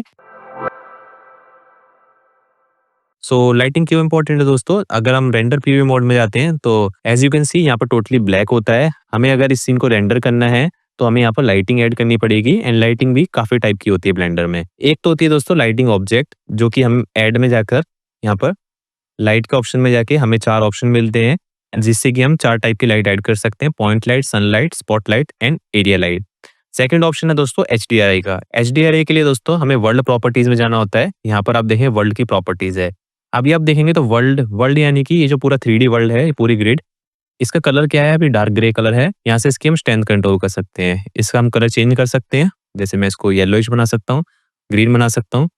तो अभी ये इसका कलर है डार्क ग्रे एंड ये इसकी स्ट्रेंथ है। तो हम क्या करेंगे, इसकी स्ट्रेंथ को अभी के लिए हम 0 कर देंगे क्योंकि हमें वर्ल्ड से कोई लाइटिंग नहीं चाहिए। एंड पहले हम क्या करते हैं, इसके नीचे प्लेन ऐड करते हैं ताकि हमें इसकी शैडोज मिले। ये हमने प्लेन को ऐड किया एंड मैं एस दबाकर 10 दबाता हूँ जिससे 10 गुना हो जाएगा साइज में। अब हम चलते हैं रेंडर प्रीव्यू मोड में। तो देखेंगे टोटली ब्लैक है। अब हम लाइटिंग को ऐड करते हैं। तो हम ऐड में जाकर लाइट में जाकर एक पॉइंट लाइट को ऐड करते हैं। ये यहाँ पर ऐड हुई है कर्सर पर। तो G Z इसको ऊपर लाते हैं, G X साइड में। तो आप देखेंगे ये लाइटिंग ऐड करने के बाद भी हमें कुछ दिख नहीं रहा। वो क्यों नहीं दिख रहा? क्योंकि इस लाइटिंग की स्ट्रेंथ बहुत कम है। इस लाइटिंग की जितनी प्रॉपर्टीज है उसको हम कैसे कंट्रोल कर सकते हैं? उसके लिए हमें इस लाइट को सिलेक्ट करना पड़ेगा। जैसे ये लाइट को हमने सिलेक्ट करा तो यहाँ पे हमें बल्ब का आइकन दिखता है। तो इस बल्ब के आइकन में जाके इसकी हम पावर कंट्रोल कर सकते हैं, टेम्परेचर कंट्रोल कर सकते हैं, कलर कंट्रोल कर सकते हैं। अभी इसकी पावर 10 है तो कुछ भी नहीं दिख रहा, तो मैं इसको 10,000 करता हूँ। तो अब आप देखेंगे 10,000 करते ही लाइट जो है काफ़ी ज़्यादा ब्राइट हो गई है एंड यहाँ से इसकी हमें रेडियस मिलती है। रेडियस जैसे ही हम रेडियस को बढ़ाते हैं तो इसके जो कॉर्नर्स है, कितनी शार्प लाइट आ रही है, वो स्मूथ होने लगते हैं। अब मैं इसकी रेडियस को बढ़ाता हूँ तो आप देखेंगे इसका साइज़ जो बड़ा होने लगा है और इसकी शेडो है वो सॉफ्ट होने लगी है। ऑलराइट, 10,000 काफ़ी ज़्यादा है, मैं इसको 1000 करता हूँ एंड इसको हम कहीं पर प्लेस कर सकते हैं। एंड सेकंड जो हमें लाइट मिलती है दोस्तों, ऐड में जाकर लाइट में जाकर यहाँ पे हमें सनलाइट मिलती है। सनलाइट होती है दोस्तों, ये सन की तरह काम करती है। जैसे कि हमारा जो रियल एनवायरनमेंट में सन होता है, ये उसकी तरह होती है। इसकी पोजीशन से कोई मैटर नहीं पड़ता, आप इसको कहीं भी प्लेस कर दीजिए तो देखेंगे इसकी जो शैडोज है उसमें कुछ भी चेंज नहीं आ रहा। एंड ये लाइट काफी ब्राइट होती है एंड सन को रेप्लिकेट करती है। अगर इसको हम रोटेट करते हैं तो आप देखेंगे अब इसकी रिफ्लेक्शंस में चेंज आ रहा है। तो मान लीजिए मैंने इसको इतना रोटेट किया एंड यहाँ से हमें इसका एंगल मिलता है। अगर इस एंगल वैल्यू को हम बढ़ाते हैं तो इसकी जो शैडोज है वो और सॉफ्ट होने लगेगी, जैसे कि हमने उस लाइट में देखा था। यहाँ से इसकी हम स्ट्रेंथ कंट्रोल कर सकते हैं एंड यहाँ से टेम्परेचर कंट्रोल कर सकते हैं कि काफ़ी आपको वार्म टेम्परेचर रखना है या फिर काफ़ी कोल्ड टेम्परेचर रखना है इसका। थर्ड जो हमारे पास लाइट है वो है स्पॉटलाइट। स्पॉटलाइट जैसे कि दोस्तों जो किसी एक स्पॉट पर काम करती है। जैसे इसकी स्ट्रेंथ जो है अभी 10 है, मैं इसको 10,000 करता हूँ। तो आप देखेंगे स्पॉटलाइट ऐसी होती है जो किसी एक एरिया पर ही लाइट लाइट डालती है, कुछ इस तरीके से। एंड जो फोर्थ लाइट है हमारी वो होती है एरिया लाइट, जो कि किसी एरिया में काम करती है। इसका हम साइज भी इंक्रीज कर सकते हैं, एस प्रेस करके इसका साइज बढ़ा सकते हैं एंड इसकी स्ट्रेंथ हम यहाँ से कंट्रोल कर सकते हैं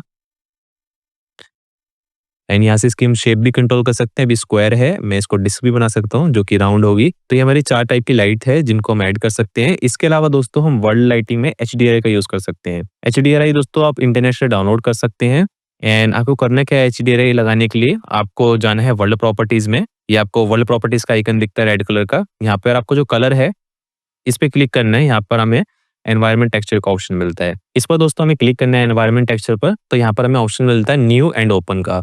ओपन करके आप HDRI को डाउनलोड कर सकते हैं, जैसे कि पॉली हेवन वेबसाइट है या फिर इंटरनेट से फ्री में आप HDRI को डाउनलोड कर सकते हैं। तो मैं ओपन पे क्लिक करता हूँ एंड उस फोल्डर में जाता हूँ जिस फोल्डर में मैंने HDRI को डाउनलोड किया है। तो ये HDRI है जो मैंने डाउनलोड कर रखे हैं एंड इसमें से मैं ये ब्राउन फोटो स्टूडियो वाला सिलेक्ट करता हूँ एंड ओपन इमेज पे क्लिक करता हूँ। तो आप देखेंगे इसमें कुछ भी नहीं हुआ। क्यों? क्योंकि इसकी स्ट्रेंथ हमने 0 कर दी थी। सो अब इसकी स्ट्रेंथ को मैं इंक्रीज करके 0.1 करता हूँ। तो आप देखेंगे यहाँ पर हमें कुछ रूम सा दिख रहा है। ये वही HDRI है जो हमने इसमें ऐड किया है। ऐसे करके इसकी स्ट्रेंथ को हम बढ़ा सकते हैं। जिस भी HDRI को आप लगाएंगे उसकी जो भी लाइटिंग होगी वो आपकी मैश पर पड़ेगी। ऑलराइट, इस लाइटिंग को भी हम यूज कर सकते हैं। मैं HDRI को चेंज करता हूँ एक बार।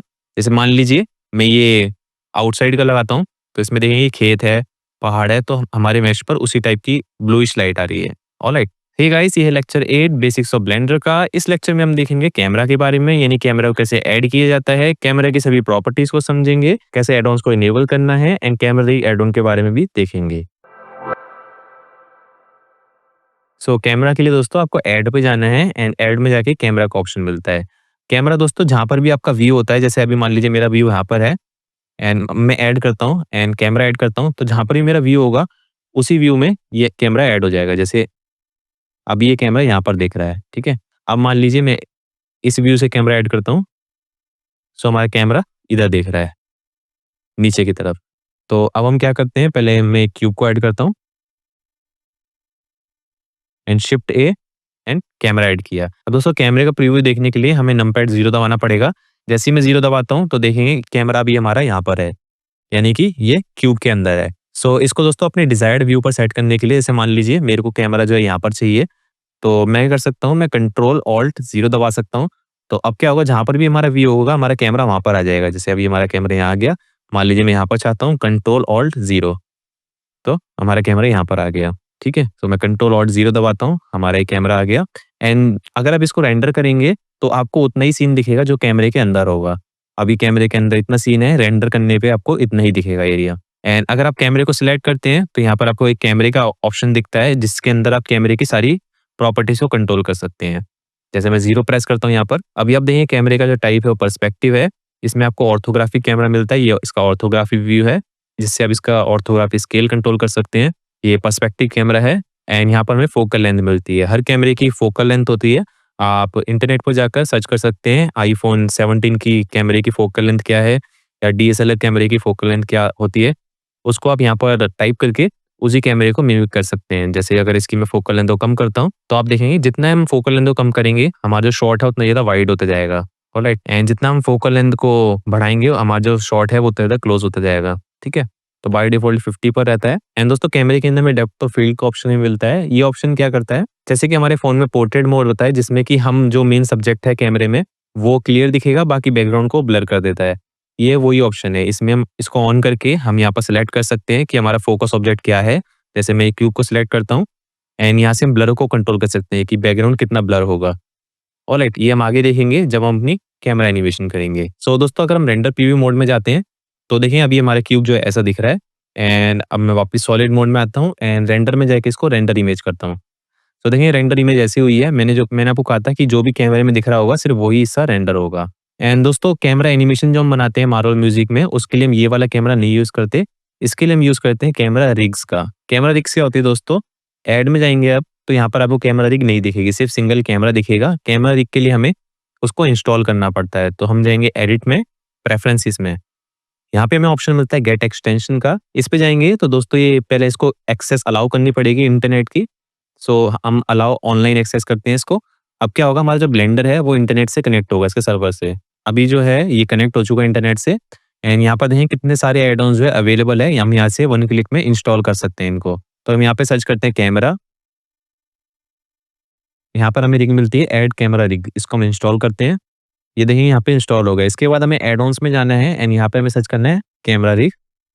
सो मेक श्योर कि ये जो कैमरा रिग है ये इनेबल हो एंड इसके बाद हम यहाँ से सेव प्रेफरेंसेस कर देंगे। अब अगर हम शिफ्ट ए दबा कर ऐड में जाते हैं एंड कैमरा में जाते हैं, हमें कैमरा के अलावा 3 ऑप्शन मिलेंगे जिसमें हमें डॉली कैमरा रिग मिलती है, क्रेन कैमरा रिग मिलती है एंड 2D कैमरा रिग। तो हमें 3 कैमरा रिग मिलती है जिसमें से हम मार्वल म्यूजिक के लिए यूज करते हैं क्रेन कैमरा रिग को। तो मैं इसको ऐड करता हूँ, तो हमारी ये कैमरा रिग ऐड हुई है कुछ इस तरीके से। मैं अभी के लिए क्यूब को डिलीट करता हूँ एंड प्लेन को भी। एंड दोस्तों अगर इस रिग को मॉडिफाई करना है या फिर आपको एनिमेट करना है, इसके लिए हमें पोज मोड में जाना पड़ेगा। पोज मोड क्या होता है दोस्तों, जब भी आप किसी भी रिग को सिलेक्ट करते हैं तो आपको यहाँ पर ऑब्जेक्ट मोड और एडिट मोड के अलावा एक पोज मोड दिखता है। तो जैसे कि ये रिग्स है तो इसको हम पोज मोड में जा सकते हैं। अब पोज मोड में जाने के बाद इसकी हम अलग अलग बोन्स को सिलेक्ट कर सकते हैं। मैंने इसकी बॉटम वाली सिलेक्ट करी GX, इसको मैं मूव कर सकता हूँ। ये इसकी नेक है, इसको हम स्केल अप या स्केल डाउन कर सकते हैं। ये इसका टारगेट रहेगा। जैसे से टारगेट को हम यहाँ पर मूव करते हैं तो ये कैमरा भी यहीं पर देखने लगेगा। अब हमें चाहिए ऊपर से नीचे का शॉट लाइक दे, तो इसको हम यहाँ पर की फ्रेम ऐड करेंगे, देन हम इसको ऐसे एनिमेट करेंगे तो ये कैमरा देखता हुआ आएगा इसको। जिसको कि जब हम एनिमेट करेंगे अपनी मार्वल म्यूजिक वीडियोस तब इसी की मदद से उसको एनिमेट करेंगे। सो मेक श्योर कि आप इसको एंड तक फॉलो करें। तो ये होती है हमारी कैमरा रिग्स। तो मैं इसको राइट क्लिक करके डिलीट हायरार्की कर देता हूँ ताकि ये डिलीट हो जाए। हे गाइस, ये है लेक्चर 9 बेसिक्स ऑफ ब्लेंडर का, जिसमें हम देखेंगे एनिमेशन के बेसिक्स, यानी कि ब्लेंडर 3D में हम एनिमेशन कैसे कर सकते हैं, कैसे हम की फ्रेम ऐड करते हैं, फ्रेम रेट क्या होता है, टाइमलाइन क्या होती है एंड कैसे हम किसी भी ऑब्जेक्ट को एनिमेट कर सकते हैं, प्रैक्टिकली भी करके देखेंगे। तो दोस्तों अगर आपको ब्लेंडर में कुछ भी एनिमेट करना है उसके लिए आपको यूज करनी पड़ेगी टाइमलाइन। ये है हमारी टाइमलाइन। यहाँ से इसको हम प्ले कर सकते हैं, यहाँ से पॉज कर सकते हैं, यहाँ से हम इसको पीछे की तरफ चला सकते हैं उल्टा, यहाँ से हम एकदम स्टार्टिंग में आ सकते हैं, इस ऑप्शन से एकदम एंड में जा सकते हैं। एंड ये जो 2 ऑप्शन है इनसे हम की फ्रेम पे जंप कर सकते हैं। की फ्रेम यानी कि जब भी हम कुछ एनिमेट करते हैं तो उसमें हम की फ्रेम ऐड करते हैं। मान लीजिए आपने एक की फ्रेम 20 पे लगा रखा है, एक 60 पे लगा रखा है, तो इससे हम डायरेक्ट 20-60 की फ्रेम्स पर जंप करते हैं। ऑलराइट, सो एनिमेट करने से पहले हमें आउटपुट प्रॉपर्टीज में जाना होता है। ये हमारी आउटपुट प्रॉपर्टीज है। यहाँ से दोस्तों हम कंट्रोल करते हैं कि हम ब्लेंडर में जो भी कुछ बना रहे हैं उसका जो आउटपुट निकालेंगे, यानी कि उसको हम एक्सपोर्ट करेंगे, चाहे इमेज में करें चाहे वीडियो में करें, क्या रेज़ोल्यूशन होगा, जेपेग में एक्सपोर्ट करनी है या पीएनजी में करनी है या फिर डायरेक्ट वीडियो में एक्सपोर्ट करनी है, वो सभी हम आउटपुट प्रॉपर्टीज से कंट्रोल करते हैं। सो जैसे कि आप देख सकते हैं यहाँ पे हमें सबसे ऊपर ऑप्शन मिलता है रेज़ोल्यूशन का, जिससे कि हम रेज़ोल्यूशन कंट्रोल कर सकते हैं। लेकिन ये भी हमें नहीं देखना, हमें देखना है फ्रेम रेट। फ्रेम रेट इसका दोस्तों बाय डिफ़ॉल्ट 24 एफपीएस पर है। फ्रेम रेट होता है दोस्तों 24 एफपीएस, यानी कि 24 फ्रेम्स पर सेकंड। यानी कि 1 से चल के अगर मान लीजिए 24 तक आता है तो ये हमारा 1 सेकंड है। ये जो नंबर्स लिखे हैं ये सेकंड्स नहीं है, ये फ्रेम्स है। यहाँ पर ये 1 सेकंड कंप्लीट करेगा। यानी कि जो हमारी एनिमेशन है उसके 1 सेकंड के अंदर 24 फोटोज़ होगी, जिसमें थोड़ी-थोड़ी मूवमेंट हो रही होगी एंड वो सब मिलके 1 सेकंड को बनाएँगी। सो जैसा कि दोस्तों आप देख सकते हैं, ये मैंने एक एनिमेशन बनाई है जिसको हमने एक्सपोर्ट किया है। ये आप देख सकते हैं 15 फ्रेम से स्टार्ट हो रही है एंड इसमें करीब, अगर मैं पूरा नीचे तक आऊँ तो इसमें 4138 फ्रेम्स है। यानी कि ये 1 मिनट 10 सेकंड के अराउंड ये एनिमेशन है। इसमें 4000 फोटोज़ है एंड हर फोटोज़ देखें तो फुल एचडी है एंड 715 केबी इसका साइज़ है। अब मैं इसको ओपन करता हूँ। फ्रेम नंबर 15 है। अब मैं फ्रेम नंबर 16 करूँगा तो देखें बॉल थोड़ी-सी मूव हुई। 17, 18, तो ये ऐसे करके अगर मैं जल्दी-जल्दी करता हूँ तो आप देखेंगे बॉल तेज़-तेज़ मूव हो रही है। ऑलराइट, एंड जब हम इसको वीडियो एडिटिंग सॉफ्टवेयर में ले जाते हैं, जैसे कि दाविंची हो या आफ्टर इफेक्ट हो, तो वो इन सभी इमेज से ऑटोमेटिकली वीडियो क्रिएट करके दे देता है हमें। तो इसमें हमें कुछ ज़्यादा करना नहीं पड़ता एंड हम जो ये मार्वल म्यूजिक एनिमेशन बनाते हैं, हम ये बनाते हैं 60 एफपीएस पर। 60 यानी कि 1 सेकंड में 60 इमेजेस होगी। क्योंकि दोस्तों जितनी ज़्यादा इमेजेस होंगी, जितना ज़्यादा एफपीएस होगा, उतनी ज़्यादा वीडियो स्मूथ लगती है। एंड ये जो वीडियोज़ है ये सैटिस्फाइंग वीडियो होती हैं एंड जितनी ज़्यादा ये देखने में अच्छी लगेंगी, उतना ही हमारा बेनिफिट है। तो इसको हम 60 एफपीएस पर बनाते हैं। यहाँ पे हमें कई सारे एफपीएस मिल जाते हैं, तो इसमें हमने 60 डाल दिया। अब आप देखेंगे ये फास्ट चल रहा है काफ़ी, क्योंकि इसको 1 सेकंड में 60 तक जाना है। जब ये 60 पर आ जाएगा तो ये 1 सेकंड है। तो ये था दोस्तों एफपीएस एंड एनिमेट कैसे करते हैं। एनिमेट के लिए दोस्तों वैसे तो की फ्रेम लगाते हैं, लेकिन हमारी जो एनिमेशन होने वाली है वो हम रिजिड बॉडी फिजिक्स के थ्रू करेंगे। यानी हमें फिजिक्स एनिमेशन करनी है, ना कि मैनुअल एनिमेशन। लेकिन तब भी हमें कैमरा में हो गया या फिर कई जगह पे मैनुअल एनिमेशन भी करनी है। तो हम मैनुअल एनिमेशन देख लेते हैं। जैसे मान लीजिए हमारे पास एक क्यूब है। अब मैं चाहता हूँ कि ये क्यूब जो है वो ऐसे उछले एंड एक बार घूम के वापस आ जाए नीचे। ठीक है? तो इसके लिए हमें क्या करना पड़ेगा, सबसे पहले इसकी जो स्टार्टिंग पोजीशन है वो लॉक करनी पड़ेगी। इसके लिए हम जाएँगे ऑब्जेक्ट डेटा प्रॉपर्टीज़ में। हमें ये जो क्यूब है वो ज़ेड डायरेक्शन में उछालना है। यानी जी, ज़ेड ऐसे उछले, फिर ऐसे घूमे एंड ये वापस ऐसे आ जाए। ठीक है? सबसे पहले हम इस पोजीशन को लॉक करते हैं, जो कि ज़ेड डायरेक्शन में हमने इस पे की फ्रेम लगाया। ये जो आपको डॉट डॉट दिखते हैं, यहाँ से हम की फ्रेम लगाते हैं। तो मैंने इसकी ज़ेड डायरेक्शन में की फ्रेम लगा दिया, या फिर आप के प्रेस कर सकते हैं। के से दोस्तों आपको इंसर्ट की फ्रेम मेन्यू मिलेगा, जिससे आप लोकेशन, रोटेशन, स्केल, लोकेशन और रोटेशन में साथ में जिसमें भी चाहे उसमें आप की फ्रेम लगा सकते हैं। तो मुझे लोकेशन में लगाना है, तो देखेंगे इसने तीनों लोकेशन में लगा दिया, जिसकी ज़रूरत नहीं थी। सिर्फ हमें ज़ेड में लगाना है, तो हमने ज़ेड में की फ्रेम लगाया। इसके बाद हम गए 60 पे, यानी कि 1 सेकंड बाद हम इसको जी, ज़ेड करीब इसको इतना ऊपर लिया है। 3 मीटर ऊपर आ गया। अब हमने एक और की फ्रेम लगा दिया। अब ये क्या करेगा, अब हम 1 पे जाएँगे एंड इसको हम प्ले करते हैं। प्ले के लिए आप शिफ्ट की दबा सकते हैं, शिफ्ट जो कीबोर्ड में की होती है। सो आप देखेंगे 1 से लेके 60 तक ये यहाँ पर आ गया एंड हम चाहते हैं 120 पर ये वापस आ जाए। तो हम इसको 0 भी टाइप कर सकते हैं वापस, जो इसकी पहले की पोजीशन थी, या फिर हम इस की फ्रेम को सिलेक्ट करके शिफ्ट डी से डुप्लीकेट कर सकते हैं। ऑलराइट, तो अभी क्या करेगा, ऐसे ऊपर जाएगा, ऐसे नीचे आ जाएगा। ठीक है? इसके साथ-साथ हम चाहते हैं कि ये ऊपर जाके घूमे भी। तो हम क्या करेंगे, इसको हमें घुमाना है, ये डायरेक्शन है वाई डायरेक्शन में। तो हम 1 पे वाई डायरेक्शन में की फ्रेम ऐड करते हैं एंड जब ये 120 पे आ गया, इसको हमें पूरा घुमाना है, यानी 360 डिग्री। ये हमने टाइप करा एंड की फ्रेम ऐड करते हैं। आप देखते हैं स्टार्टिंग से। ऑलराइट, तो ये ऐसी एनिमेशन बन गई एंड यहाँ दोस्तों हमें स्टार्ट फ्रेम मिलता है, जिसको हम कंट्रोल कर सकते हैं कि एनिमेशन कहाँ से स्टार्ट होगी एंड जो हम चाहते हैं वो 120 पे हो जाए, ताकि ये लूप एनिमेशन बन जाए। तो आप देखिए हमारा जो क्यूब है वो उछले जा रहा है एंड गोल-गोल भी घूम रहा है। ऐसे एनिमेट कर सकते हैं हम। सो हे गाइस, ये है लेक्चर 10 बेसिक्स ऑफ ब्लेंडर का, जिसमें हम प्रॉपर्टीज टैब के अलग-अलग टैब्स को समझेंगे एंड उसका ओवरव्यू देखेंगे। सो दोस्तों, हम ब्लेंडर के जितने भी फीचर्स अपनी मार्वल म्यूजिक एनिमेशन में यूज़ करने वाले हैं, लगभग हमने उन सभी की बेसिक्स को सीख लिया है। अब चलिए दोस्तों हमें प्रैक्टिकली हमारी जो मार्वल म्यूजिक एनिमेशन है उसको क्रिएट करना है, जिसमें कि हम मॉडलिंग करेंगे, रिजिड बॉडी एनिमेशन करेंगे, म्यूजिक भी इसमें इंपोर्ट करेंगे। सबसे एंड में हम देखेंगे भी कि म्यूजिक को कैसे क्रिएट करते हैं, वो सभी हम देखने वाले हैं। अधिकतर ऑप्शन दोस्तों हमने समझ लिए हैं, लेकिन कुछ-कुछ ऑप्शन को मैं एक्सप्लेन कर देता हूँ। जैसे यहाँ प्रॉपर्टीज में आपको सबसे ऊपर मिलती है रेंडर प्रॉपर्टीज। यहाँ से हम कंट्रोल करते हैं कि हम जो भी रेंडर करने वाले हैं उसकी क्या-क्या प्रॉपर्टीज होगी। इसके बाद आउटपुट प्रॉपर्टीज है जिसको मैंने एक्सप्लेन कर दिया। इसमें हम सारी आउटपुट की प्रॉपर्टीज कंट्रोल करते हैं। इसके बाद दोस्तों व्यू लेयर मिलती है। यहाँ से दोस्तों हम पोस्ट प्रोडक्शन के लिए लेयर्स बनाते हैं। यानी कि दोस्तों कई सारे जो सीन्स होते हैं, बड़ी-बड़ी एनिमेशंस होती है, वो एक बार में रेंडर नहीं होती, वो लेयर्स में रेंडर होती है।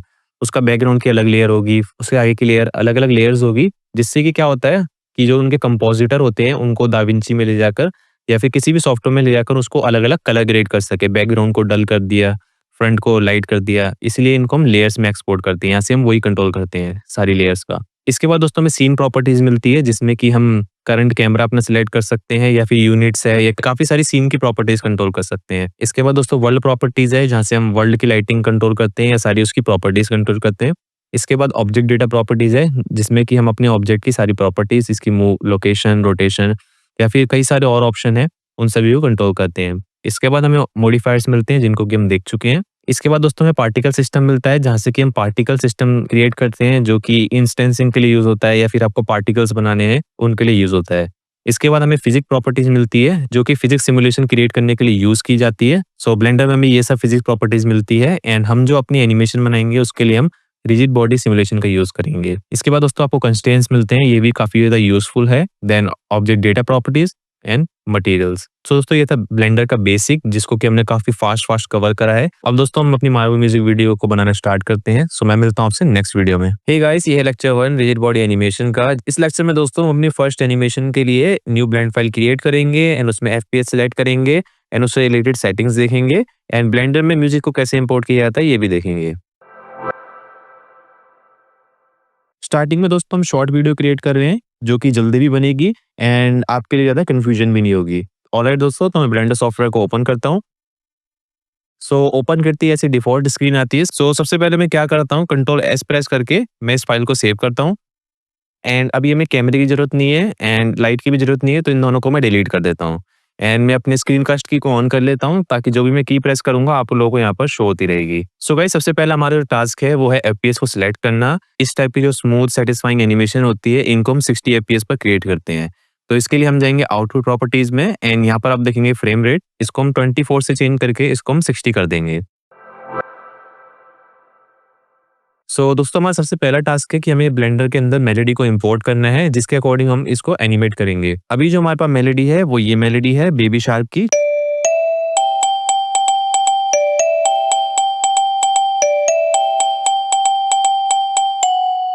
जो कि काफी वायरल सॉन्ग है एंड इस पर कई सारी मार्वल म्यूजिक वीडियोस है, वो मिलियंस एंड मिलियंस में व्यूज ला चुकी है। तो हम भी उसी पैटर्न को कॉपी करके उसी पर अपनी मार्वल म्यूजिक वीडियो बनाएंगे। एंड दोस्तों इस मेलोडी को आप डिस्क्रिप्शन बॉक्स में लिंक है, वहां से आप इसको डाउनलोड कर सकते हैं एंड मेरे साथ साथ फॉलो कर सकते हैं। सो ब्लेंडर के अंदर मेलोडी को इंपोर्ट करने के लिए हम क्या करेंगे, ये जो हमारी टाइमलाइन है इसको मैं एक्सपेंड करता हूँ। मेलोडी को ऐड करने के लिए दोस्तों हमें वीडियो सीक्वेंसर ओपन करना पड़ेगा। सो मैं यहाँ कोने पे आऊंगा एंड लेफ्ट क्लिक कर दूंगा, जिससे क्या होगा, ये हमारी स्क्रीन जो है वो स्प्लिट हो जाएगी एंड जो बॉटम वाली स्क्रीन जो है उसको मैं इस ऑप्शन पे क्लिक करूंगा, जिससे कि हम यहाँ पर कोई भी एडिटर खोल सकते हैं।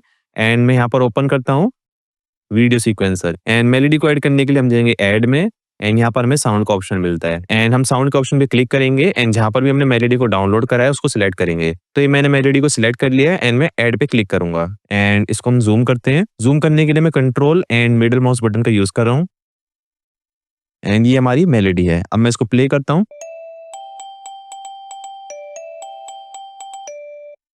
एंड देखेंगे तो ये मेलोडी पूरी प्ले नहीं हो रही। क्यों? क्योंकि इसका जो एंड फ्रेम है वो 250 पे एंड हो जा रहा है। तो हम क्या करते हैं, इसकी एंड फ्रेम को बढ़ाते हैं एंड करीब करीब यहाँ पर हमारी मेलोडी एंड हो रही है, तो इसको हम 475 पर अभी के लिए रखते हैं। अगर दोस्तों आपको ये वेव फॉर्म नहीं दिख रही अपनी मेलोडी में, तो हम इसको ऑन कर सकते हैं। एंड प्रेस करना होगा हमें, ये जो वीडियो सीक्वेंसर है एंड यहाँ पर हमें ऑप्शन मिलता है डिस्प्ले वेव फॉर्म का, इससे हम टर्न ऑन एंड ऑफ कर सकते हैं। एंड इस वेव फॉर्म को पूरा देखने के लिए हम क्या करेंगे, हम जाएंगे शो ओवरलेस के ऑप्शन में। यहाँ पर आप देखेंगे तो वेव फॉर्म है वो भी हाफ आ रही है। इसको हम फुल कर देंगे, जिससे क्या है हमें पूरा वेव फॉर्म दिखेगा इसका। एंड दोस्तों आप मेलोडी में देख सकते हैं कि जहाँ-जहाँ पर ऐसे पीक पॉइंट है, उन्हीं पॉइंट पर हमारी जो बॉल है पैलेट से टच होगी। ये यहाँ पर होगी, देन यहाँ पर होगी, देन यहाँ पर होगी। सो दोस्तों हमने मेलोडी को तो ऐड कर लिया, अब चलते हैं एनिमेशन की तरफ। हे गाइस, ये लेक्चर 2 रिजिड बॉडी एनिमेशन का। इस लेक्चर में हम देखेंगे रिजिड बॉडी के बेसिक्स एंड रिजिड बॉडी कितने टाइप की होती है, इन सभी को समझेंगे।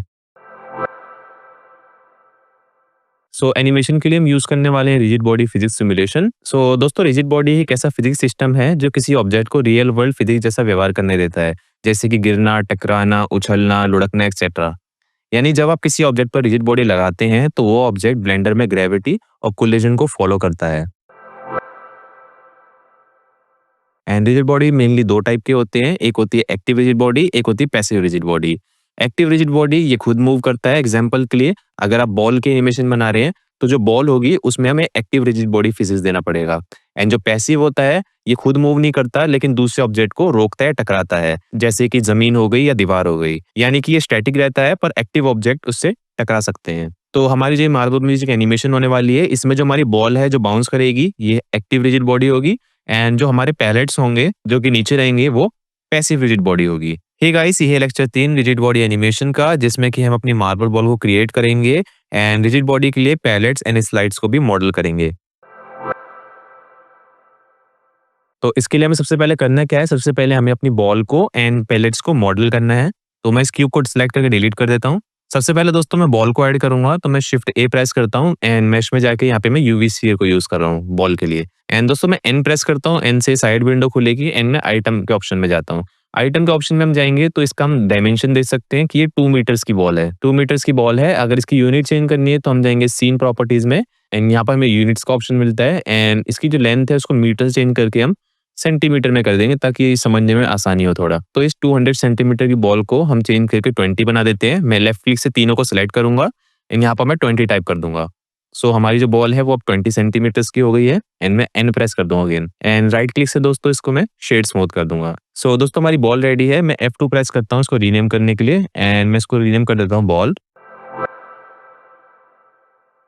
अब जो हमारा अगला टास्क है, अब हमें स्लाइड्स बनानी है, यानी कि बॉल जैसे जिस पे स्लाइड करके जाएगी, एंड पैलेट्स बनाने हैं, यानी जिन पर बॉल हमारी जो है वो ऐसे जंप करेगी, जिनसे ऐसे टकराएगी एंड ऐसे उछलेगी। ऑलराइट, तो मैं जी दबाकर इसको जेड डायरेक्शन में ऊपर मूव करता हूँ हमारी बॉल को एंड मैं शिफ्ट ए दबाकर मैश में जाके एक प्लेन को ऐड करता हूँ। तो ये हमने प्लेन ऐड किया है जो कि काफी बड़ा है, तो इसको मैं पतला बनाना है तो मैं एस एक्स डायरेक्शन में इसको छोटा करता हूँ करीब इतना। तो मैं इसको स्केल करते समय मैंने कंट्रोल प्रेस कर रखा है, जिससे क्या हो रहा है ये स्नैप हो रहा है ग्रिड के अकॉर्डिंग। तो इसको हम इतना चौड़ा बनाते हैं अभी के लिए।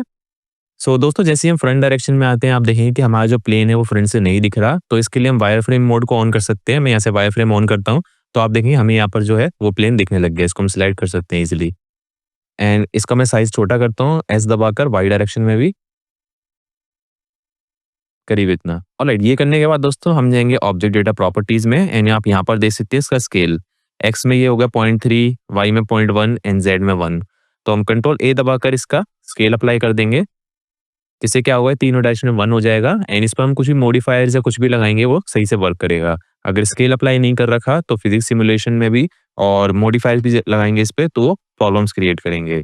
सो हम चलते हैं एडिट मोड में एंड अगर इसको हम यहाँ से सेलेक्ट करते हैं, आपको लगेगा कि दोनों वर्डसीज सिलेक्ट हो गई हैं। अगर मैं यहाँ से देखता हूँ तो ये एक ही वर्डसीज सिलेक्ट हुई है, पीछे की वर्डसीज नहीं सिलेक्ट हुई। मैं यहाँ से सिलेक्ट करता हूँ तो देखेंगे ये सिर्फ आगे की सिलेक्ट कर रहा है। तो इसके लिए हम यूज करते हैं एक्सरे मोड का। एक्सरे मोड में अगर हम सिलेक्ट करते हैं तो ये पीछे तक का सिलेक्ट हो जाता है। तो ऐसे सिलेक्ट करके हम ई प्रेस करेंगे, ई होता है एक्सट्रूड के लिए, जिससे हम इसको एक्सट्रूड कर सकते हैं एंड हम अपनी स्लाइड बना सकते हैं यहाँ पर। सो हमें कैसे बनाना है, मान लीजिए बॉल हमारी यहाँ पर है तो पहले वो ड्रॉप होकर थोड़ी सी इससे स्लाइड करेगी, जिससे कि हम यहाँ पर वॉइस ओवर ऐड कर सकते हैं कि विच वन साउंड बेटर या फिर कुछ भी जो भी आप चाहें वॉइस ओवर। तो मैं चलता हूँ एडिट मोड में एंड हम ऑन करते हैं वायर फ्रेम को। तो मैं इसको मूव करता हूँ करीब ऐसे। एडिट मोड में जाकर इनको सिलेक्ट करेंगे हम एंड अपनी जो है स्लाइड बनाएंगे। मैं जी प्रेस कर रहा हूँ मूव करने के लिए, मैं ई प्रेस करता हूँ एक्सट्रूड के लिए एंड अपनी जो है स्लाइड बनाते हैं।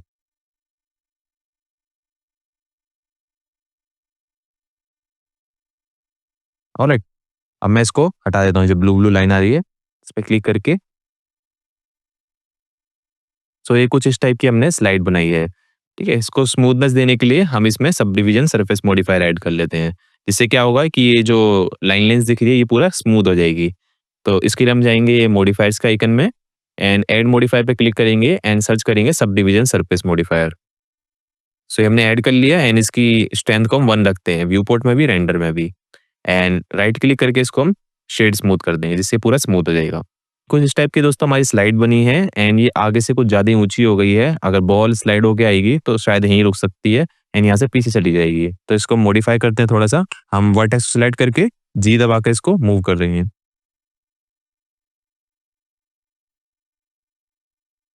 एंड दोस्तों अभी जो हम स्लाइड बना रहे हैं एंड अभी जो हम पैलेट बनाएँगे ये वन टाइम है। इसको एक बार बनाने के बाद आप अपने हर प्रोजेक्ट में इसको यूज़ कर सकते हैं। यानी कि बॉल को भी, स्लाइड को भी एंड पैलेट्स को भी। ऑलराइट, ये करने के बाद मैं कंट्रोल ए दबाकर इसका स्केल अप्लाई करूँगा एंड ओरिजिन देखेंगे तो इसका ओरिजिन जो है यहाँ पर है, जो कि सेंटर में नहीं है। तो राइट क्लिक करके set origin, origin to geometry कर देंगे। इससे इसका ओरिजिन ज्योमेट्री के सेंटर में आ जाएगा। तो हमारी स्लाइड बन चुकी है, अब हमें पैलेट बनाना है। पैलेट बनाने के लिए हम शिफ्ट ए दबाएँगे एंड मेश में जाके क्यूब को ऐड करेंगे। सो मैं X-ray mode and wireframe mode से बाहर आता हूँ। तो ये हमारा क्यूब आ गया, इसका हम स्केल डाउन करते हैं। इसको हम एक्स डायरेक्शन में स्केल करेंगे, एस दबाकर एक्स, करीब इतना। ये हमारी बॉल है, तो हम इसको इतना चौड़ा बना रहे हैं पैलेट को एंड इसकी हमें इतनी ऊँचाई नहीं चाहिए, तो हम एस दबाकर जेड डायरेक्शन में भी इसको पतला कर देंगे, करीब इतना।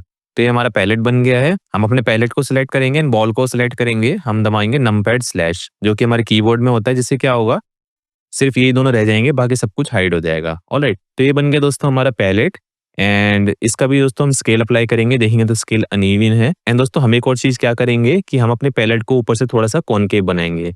कॉनकेव का मतलब क्या, कि अभी देखेंगे तो ये फ्लैट है ऊपर से, इसको हम थोड़ा-सा ऐसे बीच से उठा के ऐसे कॉनकेव बनाएँगे। सो दोस्तों कॉनकेव बनाने का बेनिफिट क्या है? अगर इस पर बॉल बीच में एकदम गिरेगी, तो ये सिर्फ बॉल सीधा बाउंस होगी। जबकि अगर इसको हमने कॉनकेव बना रखा है एंड इसको हमने थोड़ा-सा लेफ्ट में प्लेस कर रखा है, तो इसके कॉनकेव होने के कारण बॉल यहाँ पर गिरेगी एंड बॉल यहाँ पर जाएगी इस साइड में। तो कॉनकेव बनाकर हम क्या कर सकते हैं, हम अपनी बॉल को डायरेक्शन दे सकते हैं कि हमें बॉल को लेफ्ट में ले जाना है, राइट में ले जाना है। तो इसके लिए दोस्तों हम क्या करेंगे, इसके लिए हम इसमें लूप कट्स ऐड करेंगे एंड इसको ऊपर से उठा देंगे। तो हम जाएँगे टैब दबाकर एडिट मोड में, मैं कंट्रोल आर प्रेस करता हूँ। कंट्रोल आर होता है लूप कट ऐड करने के लिए एंड इसके बाद मैं अपने माउस व्हील को स्क्रॉल करूँगा, जिससे कि हम ज़्यादा लूप कट ऐड कर सकते हैं एंड करीब इसमें 5 लूप कट मैं ऐड कर दूँगा। सो ये पूछ रहा है कहाँ पर प्लेस करना है, देन मैं राइट क्लिक प्रेस कर दूंगा माउस की, जिससे सेंटर में आ जाएगा। सो दोस्तों हमने लूप कट तो ऐड कर लिए, अब इनको सिलेक्ट करके हमें ग्रैब करके इसको ऊपर लाना है, जिससे ये ऐसे शेप बन जाए। लेकिन आप देखेंगे कि ये जो हमारी शेप है ये सिमेट्रिकल शेप है। सिमेट्रिकल यानी कि ये यहाँ से भी एक जैसी है, यहाँ से भी एक जैसी है। तो इस केस में हम क्या करते हैं, इस केस में हम मॉडिफायर यूज करते हैं, जिसे कहते हैं मिरर मॉडिफायर, जिससे कि हम किसी भी ऑब्जेक्ट के एक साइड में वर्क करेंगे, वही दूसरी साइड में मिरर हो जाता है। तो सबसे पहले मैं क्या करता हूँ कि इधर की जो साइड है, इधर की साइड की मैंने वर्टिसेस सिलेक्ट करी, बीच की वर्टिसेस मैंने नहीं सिलेक्ट करी, मैं एक्स दबाऊंगा। एक्स से ऑप्शन खुलता है। अगर आप ऑब्जेक्ट मोड में खोलते हैं ऑप्शन, तो ये सिर्फ सिंगल ऑब्जेक्ट को पूछता है। लेकिन अगर आप एडिट मोड में है, तो ये पूछे क्या डिलीट करना है, वर्टिसेस डिलीट करनी है, एज करने हैं, फेस करने हैं। तो इस केस में हमें ये वर्टिसेस डिलीट करनी है, तो मैं एक्स दबाकर वर्टिसेस को डिलीट कर देता हूँ। तो अब देखें कि हमारा जो पैलेट है वो आधा रह गया है एंड इस पर अब हम मॉडिफायर को ऐड करेंगे। तो हम मॉडिफायर में जाएँगे, ऐड मॉडिफायर पे करेंगे एंड सर्च करता हूँ मैं यहाँ पर मिरर मॉडिफायर। जैसे कि आप आइकन में देख सकते हैं एक्सप्लेन करा हुआ है। तो ये मैंने इस पे ऐड किया। लेकिन आप देखेंगे ये मॉडिफायर वर्क नहीं कर रहा, क्यों? क्योंकि बाय डिफ़ॉल्ट ये इसका एक्सिस एक्स है। हमें एक्स एक्सिस में नहीं चाहिए मिरर। ये देखेंगे तो ग्रीन कलर की लाइन है, जो कि क्या होती है, वाई एक्सिस। तो हम एक्स को बंद करेंगे एंड वाई को ऑन करेंगे। तो अब ये क्या कर रहा है, वाई में इसको मिरर कर रहा है। अब मैं एक्स-रे मोड से बाहर आता हूँ, तो देखेंगे आप कि हम इसके आधे मेश को ही सिलेक्ट कर सकते हैं। आधे पर ये मिरर कर रहा है इसको। एंड इसमें भी दोस्तों हमें एक सेटिंग इनेबल करनी पड़ेगी। जैसे मैं बीच वाले को सिलेक्ट करता हूँ, तो देखेंगे मैश हमारा खुल गया बीच से। तो इसके लिए हम क्या इनेबल कर देंगे, ये क्लिपिंग को इनेबल कर देंगे, जिससे क्या होगा, ये बीच से नहीं खुलेगा। इसको हम बीच से मूव नहीं कर सकते अब, ठीक है? तो अब हम जाएँगे एक्स-रे मोड में, ताकि हम पीछे की वर्टिसेस सेलेक्ट कर लें एंड सेलेक्ट करके जी दबाकर ज़ेड डायरेक्शन में ऊपर लाएँगे इसको एंड बीच वाले को भी सेलेक्ट करके थोड़ा ऊपर लाएँगे एंड कॉर्नर वाले को भी। एंड सबसे कोने का है, इसको जी दबाकर ज़ेड डायरेक्शन में थोड़ा नीचे ले जाएँगे।